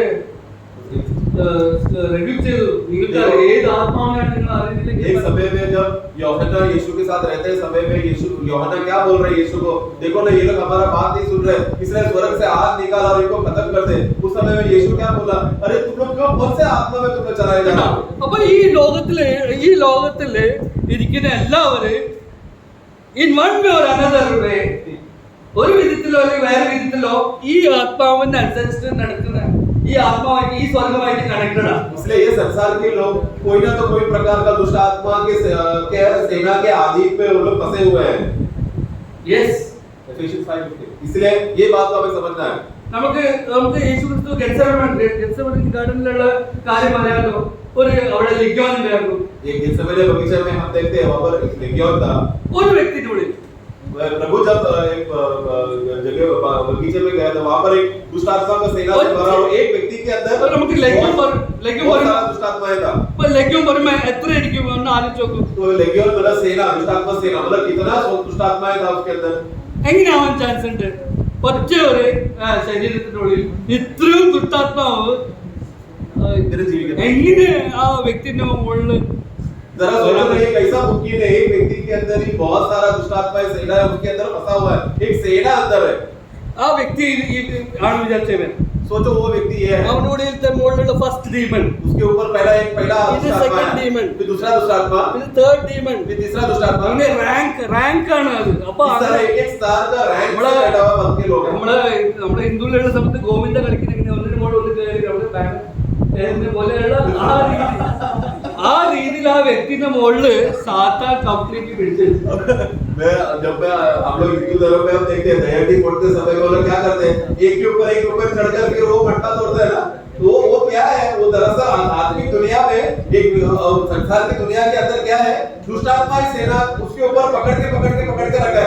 एक दुष्टात्मा के ऊपर दूसरा दुष्टात्मा, उसके ऊपर तीसरा, ऐसा बड़ा बड़ा अधिकारी वाला दुष्टात्मा ऊपर चढ़ के वो व्यक्ति को कब्जा करके रखा है, complete controlled by the other spirits. इस तरह वो व्यक्ति पूर्ण रीति से दुष्टात्मा का सेना का अधीन में फंस चुका है। പക്ഷേ ഒരു വിശ്വാസി परंतु एक विश्वासी ഇതിന്റെ മുകളിൽ നിന്ന് ഇതല്ല, ये सब बातों से पार करके യേശു ക്രിസ്തു ഒരു ladder यीशु मसीह हमारे लिए एक steps सीढ़ी बन गई है। यीशु मसीह हमारे लिए एक सीढ़ी बन गया है जो स्वर्गीय स्थानों पे स्पर्श करा ആണ്. അവൻ മാത്രമേ ഉള്ളൂ ഇത്രയും ഹൈറ്റ് ഉള്ള. क्योंकि सिर्फ यीशु मसीह एक ऊंचा व्यक्ति है जो स्वर्ग और भूमि को टच करता है। സ്വർഗ്ഗദൂതന്മാരും ഭൂമിയിൽ വരണമെങ്കിൽ അല്ലെങ്കിൽ ഭൂമിയിൽ സ്വർഗ്ഗത്തിലേക്ക് പോകണമെങ്കിൽ ഈ പുത്രന്റെ മുകളിലാണ് और स्वर्गदूतों को अगर स्वर्ग से उतरकर भूमि में उतरना है तो किसके ऊपर से चढ़कर आते हैं? यीशु मसीह के ऊपर से चढ़कर उतरकर नीचे आते हैं। അതുകൊണ്ടല്ലേ നാഥനിയോട് പറഞ്ഞത് ഇനി തൊട്ട് മനുഷ്യപുത്രന്റെ മുകളിൽ ദൂതന്മാരും കാണും. इसलिए प्रभु ने नतनिएल को बोला था कि तुम मनुष्य पुत्र को देखेगा, उसके ऊपर से स्वर्गदूत लोग उतरते हुए चढ़ते हुए देखेंगे। നമ്മളെ ഇന്ന് കർത്താവ് നമ്മളെ ഈ യേശു ക്രിസ്തുവായിട്ട് പിതാവ് നമ്മളെ ബന്ധപ്പെടുത്തിയത് आज हमें पिता परमेश्वर ने इस महान यीशु के साथ हमें जोड़ा है, സ്വർഗമായിട്ട് ബന്ധപ്പെടുത്തിയത്. स्वर्ग मतलब स्वर्ग के साथ जोड़ा है। ആ നമ്മളെ വിശുദ്ധീകരിച്ച് അവസാനം ക്രിസ്തു പവിത്രനായ പോലെ നമ്മളെ പരിശുദ്ധമാക്കി തീർക്കുക. हमें अलगवाई कर हमें अलग करके ऊपर लेके जाकर उस मुकाम पर पहुंचाया है जहां पर मसीह तेजोमय है और पवित्र है। उस मुकाम तक हमें अलग करके ऊपर तक पहुंचाकर महिमा में रखा है। ഈ ഒരു കാഴ്ചപ്പാടൊക്കെ നിങ്ങളോട് ഷെയർ ചെയ്യാൻ ദൈവം സഹായിച്ചു. ഞാനത് പ്രയോജനമായിട്ട് ഇത് പ്രാർത്ഥിക്കുന്നു. मैं विश्वास करता हूं कि जो भी बातें बोला है आप लोगों को उसका फायदा हुआ होगा। ഇത് സമയം എടുക്കുമെന്ന് വിചാരിച്ചിട്ട് इतना समय लेगा मैं सोचा नहीं था। കർത്താവിനെ മഹത്വം കൊടുത്ത് പ്രാർത്ഥിക്കുക. നമ്മൾക്ക് എല്ലാവർക്കും സ്വർഗീയ മണ്ഡലമായിട്ട് ദൈവം നമ്മളെ കണക്ട് ആക്കിയിട്ടാണ്. प्रभु हमें सहायता करेगी क्योंकि प्रभु ने हम सबको स्वर्गीय स्तर तक हमें जोड़कर रखा है। നമ്മൾ ഓർക്ക പിടിച്ച അവസ്ഥയാണെങ്കിൽ ദൈവത്തിന്റെ പ്രകാശം നമുക്ക് നൽകൂല. अगर हम लोग अभी भी निद्रा अवस्था में है तो मतलब प्रभु का प्रकाश अभी तक हमारे अंदर चमका नहीं है। ഇതും കൂടി പറഞ്ഞേക്കാണ്. വചനത്തിൽ എന്താ എഴുതിയത്? Arise, you who sleep, वचन में क्या लिखा है? जागो जो तुम सो रहे हो, and God will shine his light upon you. ताकि परमेश्वर का ज्योति तुम में चमके। എന്തുകൊണ്ടാണ് പ്രകാശമില്ലാത്തത്? क्यों हमारे अंदर ज्योति नहीं है? കാരണം ഉറങ്ങുന്ന അവസ്ഥയാണ്. क्योंकि हम अभी भी नींद में हैं। പക്ഷേ ഉണർത്തിയാൽ परंतु जाग गया तो കർത്താവ് നമ്മളെ അധികം പ്രകാശിക്കാൻ प्रभु हमें और प्रकाशमय करेगा। ഈ സ്വർഗീയ മണ്ഡലത്തിന്റെ പ്രകാശം കിട്ടുന്നത് വളരെ ഇമ്പോർട്ടന്റ് ആണ്. क्योंकि स्वर्गीय बातों का प्रकाश प्राप्त करना बहुत ही बड़ी बात അത് है। കാണിക്കാനായിട്ട് കർത്താവ് യോഹന്നാൻ അപ്പോസ്തലനെയും സ്വർഗത്തിലേക്ക് കൊണ്ടുപോയി. ये स्वर्गीय दर्शन को दिखाने के लिए, स्वर्गीय बातें क्या है उसका प्रकाश दिखाने के लिए पर यीशु मसीह ने യോഹന്നാൻ को स्वर्ग में लेकर गया। സ്വർഗത്തിന്റെ കാര്യങ്ങൾ കാണിച്ചിട്ട് എഴുതാൻ പറഞ്ഞു. ഇത് എല്ലാവർക്കും അവരും കാണട്ടെ, അവരും കേൾക്കട്ടെ, അവരും മനസ്സിലാക്കട്ടെ. അപ്പൊ ദൈവത്തിന്റെ ആഗ്രഹമാണ് നമ്മൾ സ്വർഗീയ മണ്ഡലം നമുക്ക് തുറന്നു കിട്ടുവാനും കാര്യങ്ങൾ കണ്ടു കാണാനും മനസ്സിലാകാനും അതിന്റെ വിശുദ്ധീകരണം. അപ്പൊ നമ്മൾക്ക് വിശുദ്ധീകരണത്തിന്റെ കാര്യത്തിൽ നമുക്ക് सहायक किटो। तो यीशु ने जब यूहन्ना को ऊपर लेकर गया उधर उसके बाद यूहन्ना को क्या बोला? तूने जो भी कुछ देखा है वो सब बातों को तू लिख, पुस्तक में लिख। क्यों पुस्तक में लिखना? क्योंकि ये बातें और भी लोग जान सके, और भी लोग समझ सके, और वो लोग पढ़ लिख कर वो लोग भी धन्य हो जाए कि परमेश्वर ने किस रीति से हमें ऊंचा बात में क्या-क्या बातें रखा है, ये बात पढ़ने वाले लोग भी समझ सके। स्वर्गम महत्व कंडे व्यक्ति പിന്നെ ഈ ലോകത്തെ महत्व कंडे വീഴുക। इसलिए एक व्यक्ति जिसने स्वर्ग का महिमा देख लिया है वो भूमि का छोटा सा चमक देखकर फिर गिरेगा नहीं। സ്വർഗത്തിന്റെ महत्व കണ്ടിട്ടില്ലെങ്കിൽ പിന്നെ ഈ ഭൂമിയിലുള്ള ആകർഷണം വരുമ്പോൾ നമ്മൾ आकर्षित വീണു പോകും। तो स्वर्ग का प्रकाश को ही देखा नहीं है तो फिर भूमि का छोटा सा प्रकाश आया तो वो तुरंत उसी में गिर जाएगा, आकर्षित हो जाएगा। ഇന്നത്തെ സുവിശേഷം ഇത്രയും ലെവലിഷൻ സ്റ്റേജ് അവർക്ക് അറിയില്ല, അവർ അവസ്ഥ എന്താണ്, അവർ നഗ്നനാണ്, അവർ അറിയില്ല। ഈ ലോകത്തിന്റെ മഹോങ്ങളാണ് നിറച്ച് അവർ ജീവിക്കുന്നത്। आज के जमाने के लोग जो सुसमाचार सुनते हैं वो एकदम गिरा हुआ संसारिक सुसमाचार सुनते हैं क्योंकि लवोदिकिया का अवस्था है। मतलब वो लोग ये लवोदिकिया के लोगों को इतना भी समझकर देख नहीं पा रहे, वो लोग नंगे हैं और अभागी है करके। പക്ഷേ വിശുദ്ധീകരണം നടക്കുന്നവർ എപ്പോഴും പ്രകാശത്തിലേക്ക് ജീവിക്കുക। എപ്പോഴും ദാവീദ് പറഞ്ഞ ഞാൻ എന്റെ പ്രഭുവിനെ എപ്പോഴും എന്റെ വലതുഭാഗത്ത് ഞാൻ കാണുന്നു। इसलिए जो पवित्र व्यक्ति है वो हमेशा प्रभु को देखेगा। जैसा दाऊद कहता है, मैं मेरे परमेश्वर को हमेशा अपने दाएं ओर रखूंगा ताकि मैं उसको देख सकूं। प्रभु हम सबको सहायता करे इस विषय में, प्रभु का सहायता हो। പിതാവും പുത്രനും പരിശുദ്ധാത്മാവും നമ്മളെ വിശുദ്ധീകരിക്കുന്ന ഭാഗമാണ് നമ്മൾ കേട്ടുകൊണ്ടിരുന്നത്. परमेश्वर पिता, परमेश्वर पुत्र और पवित्र आत्मा तीनों हमें किस लगवाई के द्वारा पवित्र करता है, इसके विषय में हमें सुना।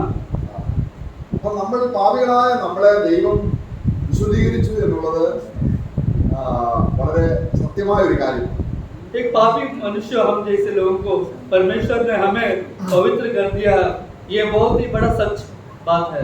ഇനി ഈ ദൈവത്തെ अभी ये परमेश्वर को ഒരു ലോക മനുഷ്യന് അശുദ്ധീകരണത്തിലേക്ക് കൊണ്ടുവരാൻ വേണ്ടിയിട്ടുണ്ട്. പറഞ്ഞ ദൈവത്തെ ഡിഫൈൻ ചെയ്യാൻ ഇനിയും ആർക്ക് കഴിയും? ദൈവത്തെ ഡിഫൈൻ, നമ്മൾ നേരത്തെ ചിന്തിച്ചതിന്റെ ഓപ്പോസിറ്റ് ആയിട്ട് നമ്മളെ ദൈവം വിശുദ്ധീകരിച്ചു. എത്രയാണെന്നറിയാമോ? मालूम है हम लोग को परमेश्वर ने अलग अलग करके पवित्र किया। क्यों मालूम है? ഒരു ലോക മനുഷ്യനോ സാത്താനോ ദൈവത്തെ ഡിഫൈൻ ചെയ്യാൻ പറ്റത്തില്ല. अभी कोई भी संसार का मनुष्य या शैतान की शक्ति भी या कोई भी हो, वो परमेश्वर को अभी अशुद्ध नहीं कर सकता। എന്തിനാണ് കർത്താവായ യേശു ക്രിസ്തു പ്രാർത്ഥിച്ചത്? നിങ്ങൾ പ്രാർത്ഥിക്കുമ്പോൾ ആദ്യം പറയണം, പിതാവേ നിന്റെ നാമം സാങ്ക്ടിഫൈ ആകണം. क्यों यीशु मसीह ने ऐसा प्रार्थना किया? हे पिता, तेरा नाम पवित्र माना जाए, पवित्र हो जाए। അപ്പൊ ദൈവം നമ്മെ വിശുദ്ധീകരിച്ചതിന്റെ ബേസിൽ നമുക്കിനിയും ദൈവത്തെ വിശുദ്ധീകരിക്കേണ്ട ഒരു യാഥാർത്ഥ്യം ഹോളി സ്പിരിറ്റ് നമുക്ക് മനസ്സിലാക്കി തരും. अभी आप लोग को परमेश्वर पवित्र करने के बाद आप लोग को परमेश्वर पवित्र करने के बाद अभी हम लोग के द्वारा परमेश्वर को पवित्र करने का एक जिम्मेदारी हम पर सौंपी गई है। ये बात जब बोलते हो तुम्हें बहुत अजब लगेगा। കാരണം ഒരു ലോക മനുഷ്യൻ ദൈവത്തെ അശുദ്ധീകരണത്തിൽ കാണുമ്പോൾ ദൈവഹൃദയത്തിൽ ദുഃഖമില്ല. संसार के लोगों को जब वे लोगों का दुष्ट अवस्था या उनका भ्रष्ट अवस्था या अशुद्ध अवस्था में उनको देखते हो, परमेश्वर को कोई दुख नहीं हो रहा। നമുക്ക് ഒരു വാക്യം നമുക്ക് വായിക്കാം, എബ്രായ ലേഖനം. एक वाक्य आप पढ़े इब्रानियों की किताब। നമുക്ക് അതായത് പറഞ്ഞതിന്റെ വശം നമുക്ക് ദൈവത്തെ മല്ലപ്പെടുത്താൻ പറ്റത്തില്ല. പക്ഷെങ്കിൽ ഒരു വിശ്വാസിക്ക് അവന്റെ ജീവിതം വിശുദ്ധീകരണത്തിൽ മുന്നേറത്തില്ലെങ്കിൽ ദൈവനാമത്തെ എന്ത് ചെയ്യുന്നു? देखिए हम लोग परमेश्वर को कभी मालिन नहीं कर सकते, लेकिन एक बात मैं आपको बताना चाहता हूँ कि अगर परमेश्वर के बच्चे लोग अगर परमेश्वर के आज्ञाकारिता में अगर नहीं चलेंगे तो वो लोग परमेश्वर के नाम का निंदा करते हैं। നമുക്കൊരു വാക്യം വായിക്കാം. हम लोग वाक्य पढ़े നമ്മൾ എസെക്കിയേൽ പ്രവചനം 13-ാം അധ്യായം एसेकिएल का भविष्य ചാപ്റ്റർ 13 13-ാം അധ്യായം 13 अध्याय। ദൈവം നമ്മളെ വിശുദ്ധീകരിച്ച കാര്യം അതിന്റെ ക്രിയാലിറ്റി കിട്ടാത്തത് കൊണ്ടാണ് നമ്മൾ ദൈവനാമം ദുഷിക്കപ്പെടുന്നത്. परमेश्वर का जो हमें किस तरह अलगवाई किया और पवित्र किया, इसका प्रकटीकरण क्लियरली स्पष्ट रूप से नहीं दिखने वजह से हम लोग परमेश्वर के नाम को हम लोग निंदा कर रहे हैं। അപ്പോൾ പഴയ നിയമത്തിൽ ദൈവത്തെ വിശുദ്ധീകരിക്കേണ്ടത് ആരായിരുന്നു? पुराने नियम में परमेश्वर को कौन पवित्रता का कार्य करना चाहिए था? किसको सौंपी गई थी वो? ദൈവമക്കൾ, परमेश्वर के लोग। കാരണം ഒരു ഫെലിസ്തനോ ഒരു അരാമിനോ ദൈവനാമത്തെ വിശുദ്ധീകരിക്കാൻ പറ്റത്തില്ല. കാരണം ദൈവത്തിന് അവരുടെ ഇടപാടില്ല. एक अरामीन हो या फिलिस्तीन हो, वे लोग परमेश्वर के नाम को पवित्र नहीं कर सकते। എന്നാൽ എസെക്കിയേൽ പ്രവചനം 13-ാം അധ്യായം, लेकिन एसेकिएल का जो 13वां अध्याय, എന്റെ ജനത്തോട് ഇവർ പോസ്റ്റ് പറയുന്നത് 13-ാം അധ്യായം 19-ാം വാക്യം വായിക്കും. 19 पढ़े। അത് ഇംഗ്ലീഷ് പഠിക്കുമ്പോൾ വായിക്കും. तुमने तो मुट्ठी मुट्ठी भर जौ और रोटी के टुकड़ों के बदले मुझे मेरी प्रजा की दृष्टि में पवित्र ठहराकर और अपनी उन झूठी बातों के द्वारा जो मेरी प्रजा के लोग तुमसे सुनते हैं, जो नाश के योग्य न थे, उनको मार डाला। അതായത് ഒരു പിടി യവത്തിനും ഒരു അപ്പകഷ്ണത്തിന് വേണ്ടി ഈ ജനം എന്നെ അശുദ്ധമാക്കിയിരിക്കുന്നു. देखो, एक मुट्ठी भर का आटा के लिए और एक छोटा सा टुकड़ा रोटी के लिए ये जाति के लोग मुझे अशुद्ध कर रहे हैं।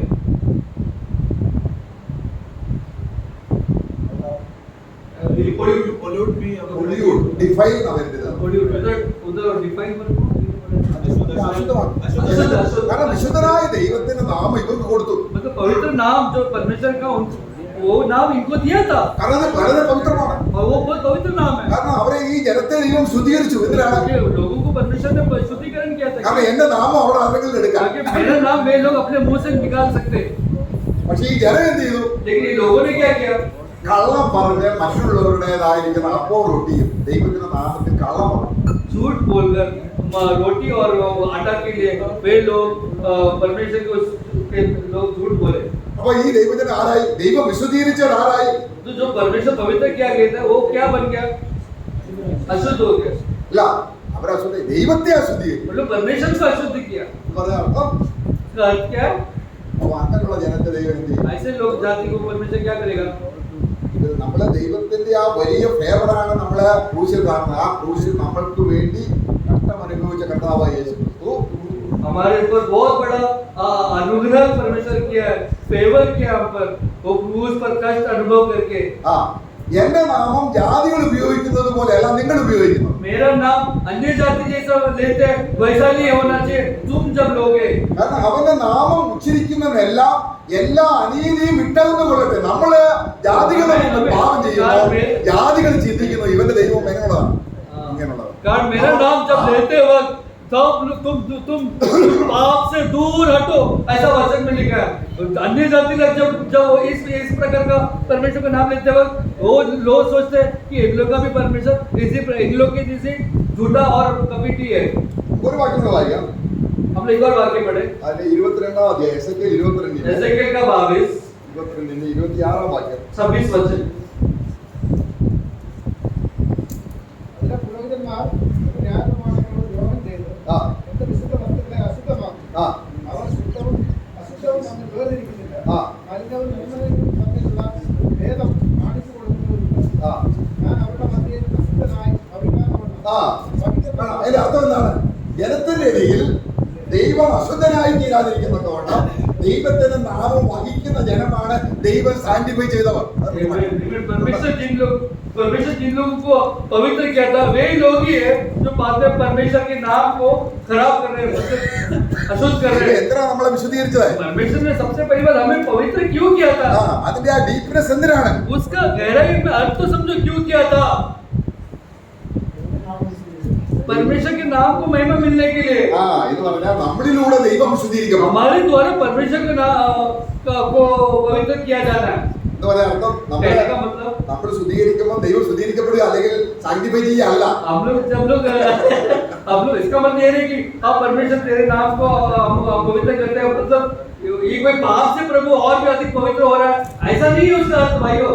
എന്നാൽ मतलब സത്യദൈവം सत्य परमेश्वर വിശുദ്ധനാണെന്ന് पवित्र है तू എന്റെ ഹൃദയത്തിൽ വസിച്ചുകൊണ്ട് मेरे हृदय में तू निवास करते हुए അവൻ അവനെ തന്നെ വെളിപ്പെടുത്തുന്നതാണ്. वो अपने आप को मेरे द्वारा प्रकट करता है, അതാണ് അത് ഹോളിനെസ്. वो है पवित्रता।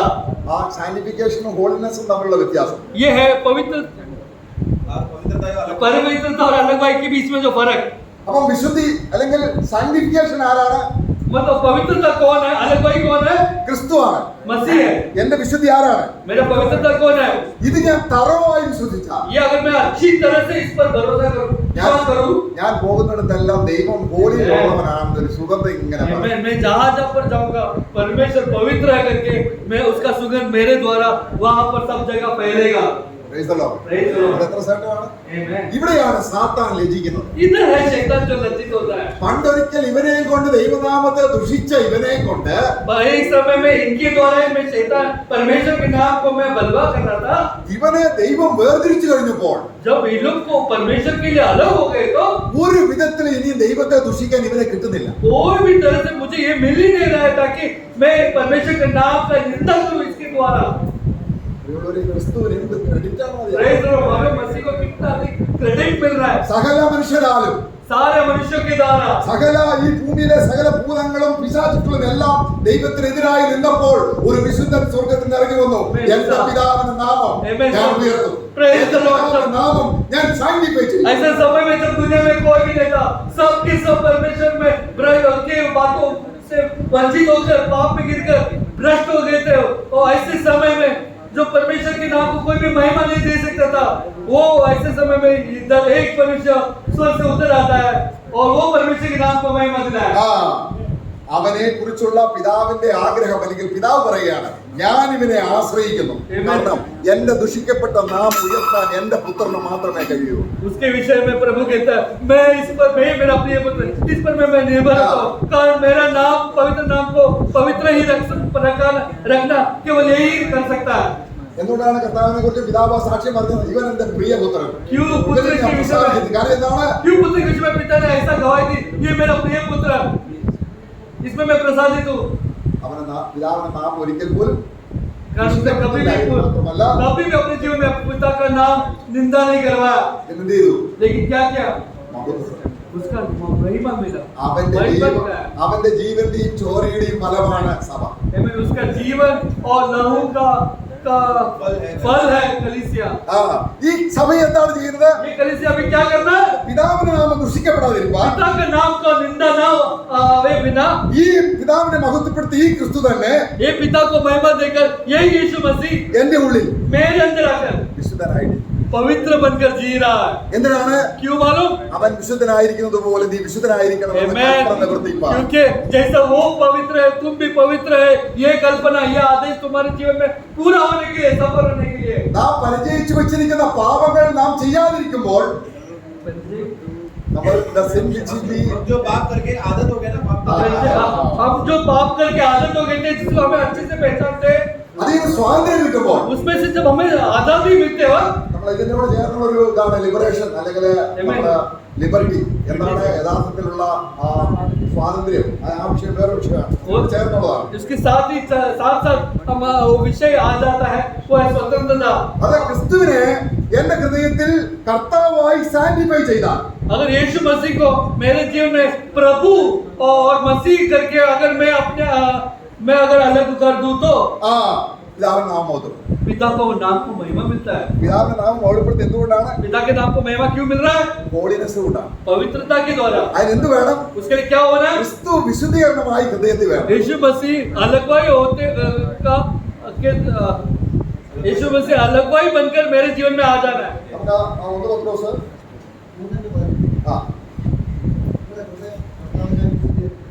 അത് നമ്മൾ അത് പത്രോസ് എടുക്കുന്നത് എവിടെ നിന്നറിയാമോ? അതായത് യെശയ്യാവിന്റെ പുസ്തകം 8-ാം അധ്യായം. यशायाह का पुस्तक 8वां अध्याय യെശയ്യാവിന്റെ പുസ്തകം 8-ാം അധ്യായം അതിന്റെ 13-ാം വാക്യം നമ്മൾ വായിക്കുന്നു. यशायाह का 8 का 13 पढ़े।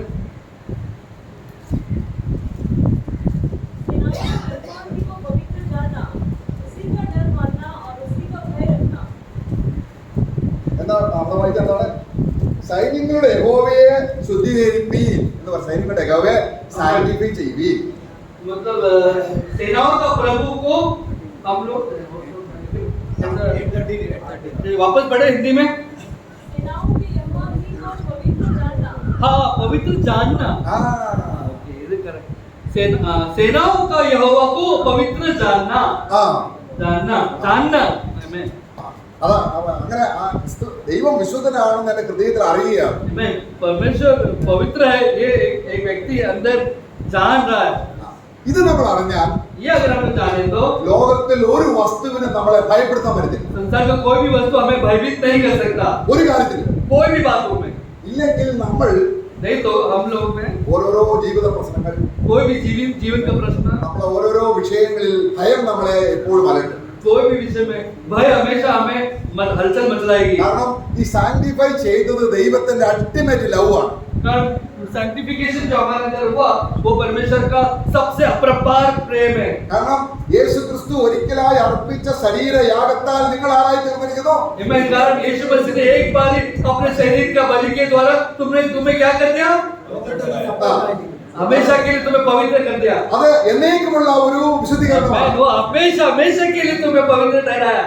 ഇത് നമ്മൾ ഹൃദയത്തിൽ മുറുകെ പിടിക്കുമ്പോൾ ये अगर हृदय में अच्छी तरह से हम लोग पकड़ के रखे തികഞ്ഞ ദൈവത്തിന്റെ തികഞ്ഞ സ്നേഹം എന്റെ ഹൃദയത്തിൽ വസിക്കുമ്പോൾ परमेश्वर का परिपूर्ण प्रेम हमारे हृदय के अंदर उमड़ने लगेगा। എല്ലാവരും നമ്മളെ ദുഷിക്കും. सब लोग हमारे विरुद्ध हो जाएंगे। എല്ലാവരും നമ്മളെ കുറ്റം കണ്ടുപിടിക്കും. सब लोग हमारे अंदर गलतियां देख बैठेंगे। മോശയും ന്യായപ്രമാണവും നീ ശപിക്കപ്പെട്ടവൻ എന്ന് പറയുമ്പോൾ मूसा और व्यवस्था तुम श्रापित है, श्रापित है, श्रापित है, ऐसा गवाही देते वक्त, ऐलान करते वक्त നമ്മുടെ ഭാര്യയാണെങ്കിലും ഭർത്താവാണെങ്കിലും എത്ര സ്നേഹം എന്ന് പറയുമ്പോഴും നമ്മളെ കുറ്റപ്പെടുത്തിക്കൊണ്ടിരിക്കും. हमारी पत्नी हो या हमारा पति हो, कितना भी बहुत प्रेमी हम लोग बोलेगा तो भी कुछ ना कुछ गलती होते हो, हमारे अंदर वो गलतियां निकालते ही रहते हैं, हमारे अंदर कमियां बताते ही रहते हैं, उनकी उठाते ही है, നമ്മളെ തെറ്റ് കാണിച്ചു തരും. वो हमारी गलतियों को उठा के देता है, निकाल के, പക്ഷെ സ്നേഹിക്കാൻ പറ്റില്ല. लेकिन प्रेम नहीं कर पाएंगे. ദൈവം അങ്ങനല്ല. लेकिन हमारा प्रभु ऐसा नहीं है, തെറ്റ് ഉള്ളത് കാണിച്ചു തരും, वो जो है वो गलती भी दिखाएगा അത് എടുത്തു കളയും, और निकालेगा भी, അത് നമ്മളെ ഹീൽ ചെയ്യും. और हमें वो चंगा भी करेगा. അപ്പൊ ക്രിസ്തു എങ്ങനെയാണ് നമ്മളെ കുറ്റപ്പെടുത്തുന്നത്? हमारे जब मसीह हमारे अंदर गलती निकालते कैसे निकालता है? നശിപ്പിക്കാനല്ല, नाश करने के लिए नहीं, സാങ്ക്ടിഫൈ ചെയ്യാനാണ്. ओ पवित्र करने के लिए. ആ അപ്പോൾ നമ്മളിങ്ങനെ ഈ വിശുദ്ധീകരണത്തിൽ മുന്നേറുമ്പോൾ, तो इस तरह हम लोग पवित्रता के इस मार्ग में आगे बढ़ते जाते वक्त, കാരണം നമ്മൾ ഈ മരണഭയം എന്ന് പറയുന്ന ഭയങ്കര പ്രശ്നം ക്രിസ്തു മാറ്റിയത് എവിടെയാണ്? ക്രൂശിലാണ്. मन में मृत्यु का बड़ा भय जो सबसे बड़ा डर है, मन में कहां पर यीशु मसीह ने हटाया? क्रूस पर. ആ സ്നേഹം നമ്മുടെ ഉള്ളിൽ വരുമ്പോൾ वो प्रेम जब हमारे अंदर आ जाता है, നമുക്ക് മരണഭയമില്ല. हमारे अंदर मृत्यु का भय चले जाता है. കാരണം മരണമില്ലാത്ത ഒരു ജനം മരണത്തെ വെല്ലുവിളിക്കാൻ കഴിവുള്ള ഒരു വ്യക്തിയാണ് വിശ്വാസം. अगर कोई है इस दुनिया में एक ऐसी जाति जो मृत्यु को ललकार सकता है, वो है कलीसिया. ഏ മരണമേ നിന്റെ ജയം എവിടെ? हे मृत्यु तेरा जय किधर? അത് ദൈവസ്നേഹമല്ലേ? क्या ये परमेश्वर का प्रेम नहीं? ഈ ലോകത്തിൽ ആർക്ക് മരണത്തെ വെല്ലുവിളിക്കാൻ इस കഴിയും? दुनिया में कौन है इस तरह मृत्यु के ऊपर मृत्यु को लगा सकता? വിശുദ്ധീകരണത്തിലൂടെ ദൈവം തന്റെ പരിപൂർണമായ സ്നേഹം വെളിപ്പെടുത്തി. शुद्धिकरण के द्वारा परमेश्वर अपना परिपूर्ण प्रेम क्या है वो दिखा दिया भाइयों. പക്ഷേ നമ്മളെ സംബന്ധിച്ചിടത്തോളം അതിനേക്കാൾ വലിയ സ്നേഹം വേറെ ഏതാണ്ട് ഉള്ളത്. लेकिन हमारे संबंध में उससे भी अधिक प्रेम अलग अलग हम लोगों ने ढूंढकर अलग अलग हमारे जीवन में है आ गया है. അപ്പോൾ എന്ത് സംഭവിക്കും? तब क्या हो जाता है? ക്യാൻസർ വരുമ്പോൾ ഭയപ്പെടും. कैंसर आते हुए डर आता है. കാരണം ദൈവം സ്നേഹിക്കുന്നു എന്നുള്ള യാഥാർത്ഥ്യം जब മനസ്സിലാക്കുക. परमेश्वर मुझसे प्रेम करता है वो सच्चाई उसके अंदर तभी हावी नहीं है. അപ്പം എന്തെങ്കിലും ഒരു ഭീഷണി വാക്ക് കേൾക്കുമ്പോൾ इसीलिए जब कभी भी कोई भी तरह का अगर धमकी का शब्द आप सुनते तो നീ ഭയപ്പെടുകയില്ല. तुम डरोगे नहीं. അത് ആരെ കുറിച്ചാണ്? तो किसके विषय में? ദൈവനാമം. परमेश्वर के नाम को पवित्र जानने वाले लोग. നമ്മുടെ ജീവിതത്തിലൂടെ അല്ലെങ്കിൽ നമ്മുടെ ജീവിതത്തിലൂടെ നമ്മളെ സാത്താൻ നമ്മളെ വിട്ട് അകന്നു പോയിട്ടൊന്നുമില്ല, പുള്ളി അടുത്തുണ്ട്. हमारे जीवन में ये मत सोचो कि शैतान वो हमसे दूर होके दूर चले गए, नहीं, वो हमारे आसपास ही है. പിന്നെ കെസ്ബി കൺവെൻഷൻ എന്ന് പറയുന്ന ഒരു വലിയൊരു കൺവെൻഷൻ നടക്കുകയാണ്. कैसरी कन्वेंशन करके एक कन्वेंशन है बहुत बड़ा, वो अभी भी चल रहा है. നമ്മുടെ സാധു സുന്ദർ സിംഗും വാച്ച്മാനും ഒക്കെ പങ്കെടുത്ത ഒരു കൺവെൻഷൻ ആയിരുന്നു അത്. हमारे जो बड़े भाई लोग साधु सुंदर सिंह और वाजपेयी इस प्रकार के भाई लोग वो कैसरी कन्वेंशन के बाद थे. അവിടെ കർത്താവ് നമ്മളെ സാങ്ക്ടിഫൈ ചെയ്തു എന്നുള്ള വിഷയം സംസാരിച്ചു കഴിഞ്ഞപ്പോൾ ഒരു പെൺകുട്ടി 12 വയസ്സുള്ള ഒരു പെൺകുട്ടിക്ക് ഭയങ്കര ജീവിതത്തിൽ ഭയങ്കര സന്തോഷം ഉണ്ടായി. तो शुद्धिकरण के विषय में जब वहाँ पर भाई लोग परमेश्वर दास लोग जब बात करने के बाद एक 12 साल की बच्ची के अंदर वो उठ खड़ी हो गई और बहुत ही बड़ा आनंद वो उसके जीवन में आया, वो प्रकट कर रही थी. അപ്പോൾ ആ മീറ്റിംഗ് കഴിഞ്ഞ ദിവസമായി പെൺകുട്ടി പറഞ്ഞു, എനിക്ക് 2 വാക്ക് പറയാൻ എനിക്ക് നിങ്ങളെ സമ്മതിക്കണം. तो मीटिंग अंत होने के बाद वो उसने दासों को उनसे विनती की कि मुझे भी अंत में कुछ बोलने के लिए मुझे 2 शब्द मुझे दीजिएगा. കാരണം എനിക്ക് സാങ്ക്ടിഫിക്കേഷൻ എന്നുള്ള ആ അർത്ഥം മനസ്സിലായപ്പോൾ, കർത്താവ് എന്നെ സ്നേഹിച്ചത് അറിഞ്ഞപ്പോൾ എനിക്ക് ഭയങ്കരമായ ഒരു സ്വാതന്ത്ര്യം കിട്ടി. അത് എന്താണെന്ന് പറയാൻ ഞാൻ ആഗ്രഹിക്കുന്നു. कारण मुझे वो शुद्धिकरण क्या है ये मुझे पता जब चला कि इसके द्वारा परमेश्वर मुझसे वो शुद्धिकरण के द्वारा कितना मुझसे प्रेम किया, ये जब समझ गया तो उस प्रेम के विषय में बोलने के लिए मुझे 2 शब्द बोलने की इच्छा है. मैं आगे आना चाहती हूँ. എന്നെ ഒരു പാപം നിരന്തരം അലട്ടിക്കൊണ്ടിരുന്നു. एक था पाप मेरे जीवन में जो निरंतर मुझे बहुत ही तकलीफ दे रही थी. അത് ഒരു വലിയ പാപമൊന്നുമല്ല, बहुत बड़ा पाप तो नहीं था, ഒരു ചെറിയ പാപമാണ്. एक छोटा पाप. അത് എന്നിൽ ആവർത്തിച്ചുകൊണ്ടിരിക്കുക. और वो पाप मेरे जीवन में बार बार हावी हो रही थी. ഞാൻ അതിൽ നിന്ന് രക്ഷപ്പെടാൻ ഒരുപാട് കാര്യങ്ങൾ ചെയ്തു. और उस पाप से मैं मुक्ति पाने के लिए बहुत कोशिश की. ഇങ്ങനെ ഉപവസിച്ചു, मैंने उपवास भी किया, പ്രാർത്ഥിച്ചു, प्रार्थना भी അനേക की, ദൈവദാസന്മാരോട് പറഞ്ഞു പ്രാർത്ഥിക്കാൻ. अनेक दासों को मैंने विनती की कि वो मेरे लिए प्रार्थना करें, എനിക്ക് ഒരു ഫലം ഉണ്ടായി. लेकिन कोई भी फल नहीं दिखाई दिया. लेकिन ഇന്ന് എനിക്ക് ധൈര്യത്തോടെ പറയാൻ കഴിയും, आज मैं धैर्य से कह सकता हूँ സാങ്ക്ടിഫിക്കേഷൻ എന്ന ഈ ബൈബിൾ സ്റ്റഡി കേട്ടപ്പോൾ विशुद्धि के विषय में जब मैंने आज परमेश्वर के दासों के मुंह से सुना, ഞാൻ എന്റെ ഹൃദയം കർത്താവിനെ വിശുദ്ധീകരിക്കാനായിട്ട് കൊടുത്തു. मैंने अपने हृदय को प्रभु के हाथों में शुद्धिकरण के लिए सौंप दे रही हूँ। കർത്താവേ, हे प्रभु, നീ എന്റെ ഹൃദയത്തിലെ കർത്താവാണ്. तू मेरा हृदय का प्रभु है। നീ അല്ലാതെ എനിക്ക് ഇനി ഒന്നുമില്ല. तू है मेरे अलावा, तेरे अलावा और कोई नहीं है। അങ്ങനെ കർത്താവിന് ഹൃദയം കൊടുത്തു. इस तरह अपने हृदय को उसने प्रभु के हाथ में सौंपा। അവൻ तब അന്ന് രാത്രിയിലും उस रात्रि को भी ഈ പരീക്ഷയ്ക്ക് വേണ്ടി സാത്താൻ വന്ന് അവളെ വാതിക്കൽ നിർത്തി. यही शत्रु शैतान उसको परीक्षा करने में गिराने के लिए उसके द्वार पर खटखटाया। എല്ലാ പ്രാവശ്യവും അവളങ്ങ് ചെല്ലുകയായിരുന്നു. हमेशा क्या होता था, यही जाती थी शैतान के पास पाप करने के लिए। എന്നാൽ ഇന്ന് ഞാൻ എന്ത് ചെയ്തു? लेकिन आज क्या किया? കർത്താവേ, हे प्रभु, എനിക്ക് വാതിൽ പോയി തുറക്കാൻ പറ്റില്ല. मैं उस द्वार पर जाकर उस द्वार को खोल नहीं सकता हूँ। കാരണം എന്റെ ഹൃദയവാതിൽ സാങ്ക്ടിഫൈ ചെയ്തു. कारण मेरा हृदय का जो द्वार है वो पवित्र शुद्धि कर दिया गया है। നമ്മൾ നീ എന്ത് ചെയ്യണം? इससे तुम्हें क्या करना है? ആ വാതിൽ തുറക്കണം. वो द्वार को खोलना है। അപ്പൊ അവള് പറഞ്ഞു, तब वो बोली, കർത്താവ് വാതിൽ തുറക്കാൻ പോയി. प्रभु गया आगे द्वार खोलने के लिए। അപ്പോൾ ആ വാതിൽ പഴുതിലൂടെ ചാവി പഴുതിലൂടെ സാത്താൻ ഉള്ളിലേക്ക് നോക്കിയപ്പോൾ ഞാനല്ല കർത്താവാണ് വാതിൽ തുറക്കാൻ ചെല്ലുന്നതെന്ന് കണ്ടപ്പോൾ അവൻ പറഞ്ഞു, എനിക്ക് റൂം മാറിപ്പോയി. तब जब द्वार खोलने के बाद जब उसने जाकर देखा शैतान, तो वो बेटी नहीं, वो सब प्रभु को उसने देखा तो वो थोड़ा वो गड़बड़ मच गया। वो बोला कि शायद मेरे से रूम बदल गया। Praise the Lord. Praise the Lord. ദൈവത്തിന്റെ നാമം സാങ്ക്ടിഫൈ ആയോ? क्या परमेश्वर के नाम का उसको उन्होंने शुद्धि माना? ആരാ ചെയ്തത്? ആരാ വിശുദ്ധീകരിച്ചത്? और शुद्धि के കർത്താവ് തന്നെയാണ്. प्रभु ही स्वयं किया ये। പക്ഷെ അവളുടെ പരാജയമാണ്. കർത്താവ് നീ അത് ചെയ്യണം. लेकिन उसने अपना पराजय को उसने मान लिया। प्रभु तू ही कर सकता, तू कर। നമ്മുടെ ഇടയിൽ ഈ 12 വയസ്സുകാരുണ്ടെങ്കിൽ എന്ത് അനുഗ്രഹമാണ്. इस तरह का 12 वर्ष की कोई बच्ची हमारे जीवन में भी बीच में भी अगर हो तो कितना आशीष होगा। നമ്മളെ രക്തപ്പെടുത്ത് വിയർപ്പ് നമുക്ക് വേണ്ടി ധാരാളമായി ഒഴുക്കി കരഞ്ഞ് നിലവിളിച്ച് ആ മരണത്തിന്റെ അകാലത്തിലേക്ക് പോയ കർത്താവ് നമ്മളെ വിശുദ്ധീകരിക്കാൻ ഇങ്ങനെയൊക്കെ ചെയ്തെങ്കിൽ നമ്മുടെ ഹൃദയം അവന് കൊടുക്കുന്നതാണ് സാന്നിധ്യം. हमारे लिए रक्त बहाकर आंखों से उसने चिल्ला कर विलाप किया प्रभु से, और फिर भी वो परमेश्वर की इच्छा करने के लिए हमारे लिए क्रूस का ही उसने निर्णय ले लिया। ऐसा प्रभु जो पिता की इच्छा पूरा करने के लिए अपने को अलग हो किया, वो प्रभु के लिए क्या हम अपने आप को नहीं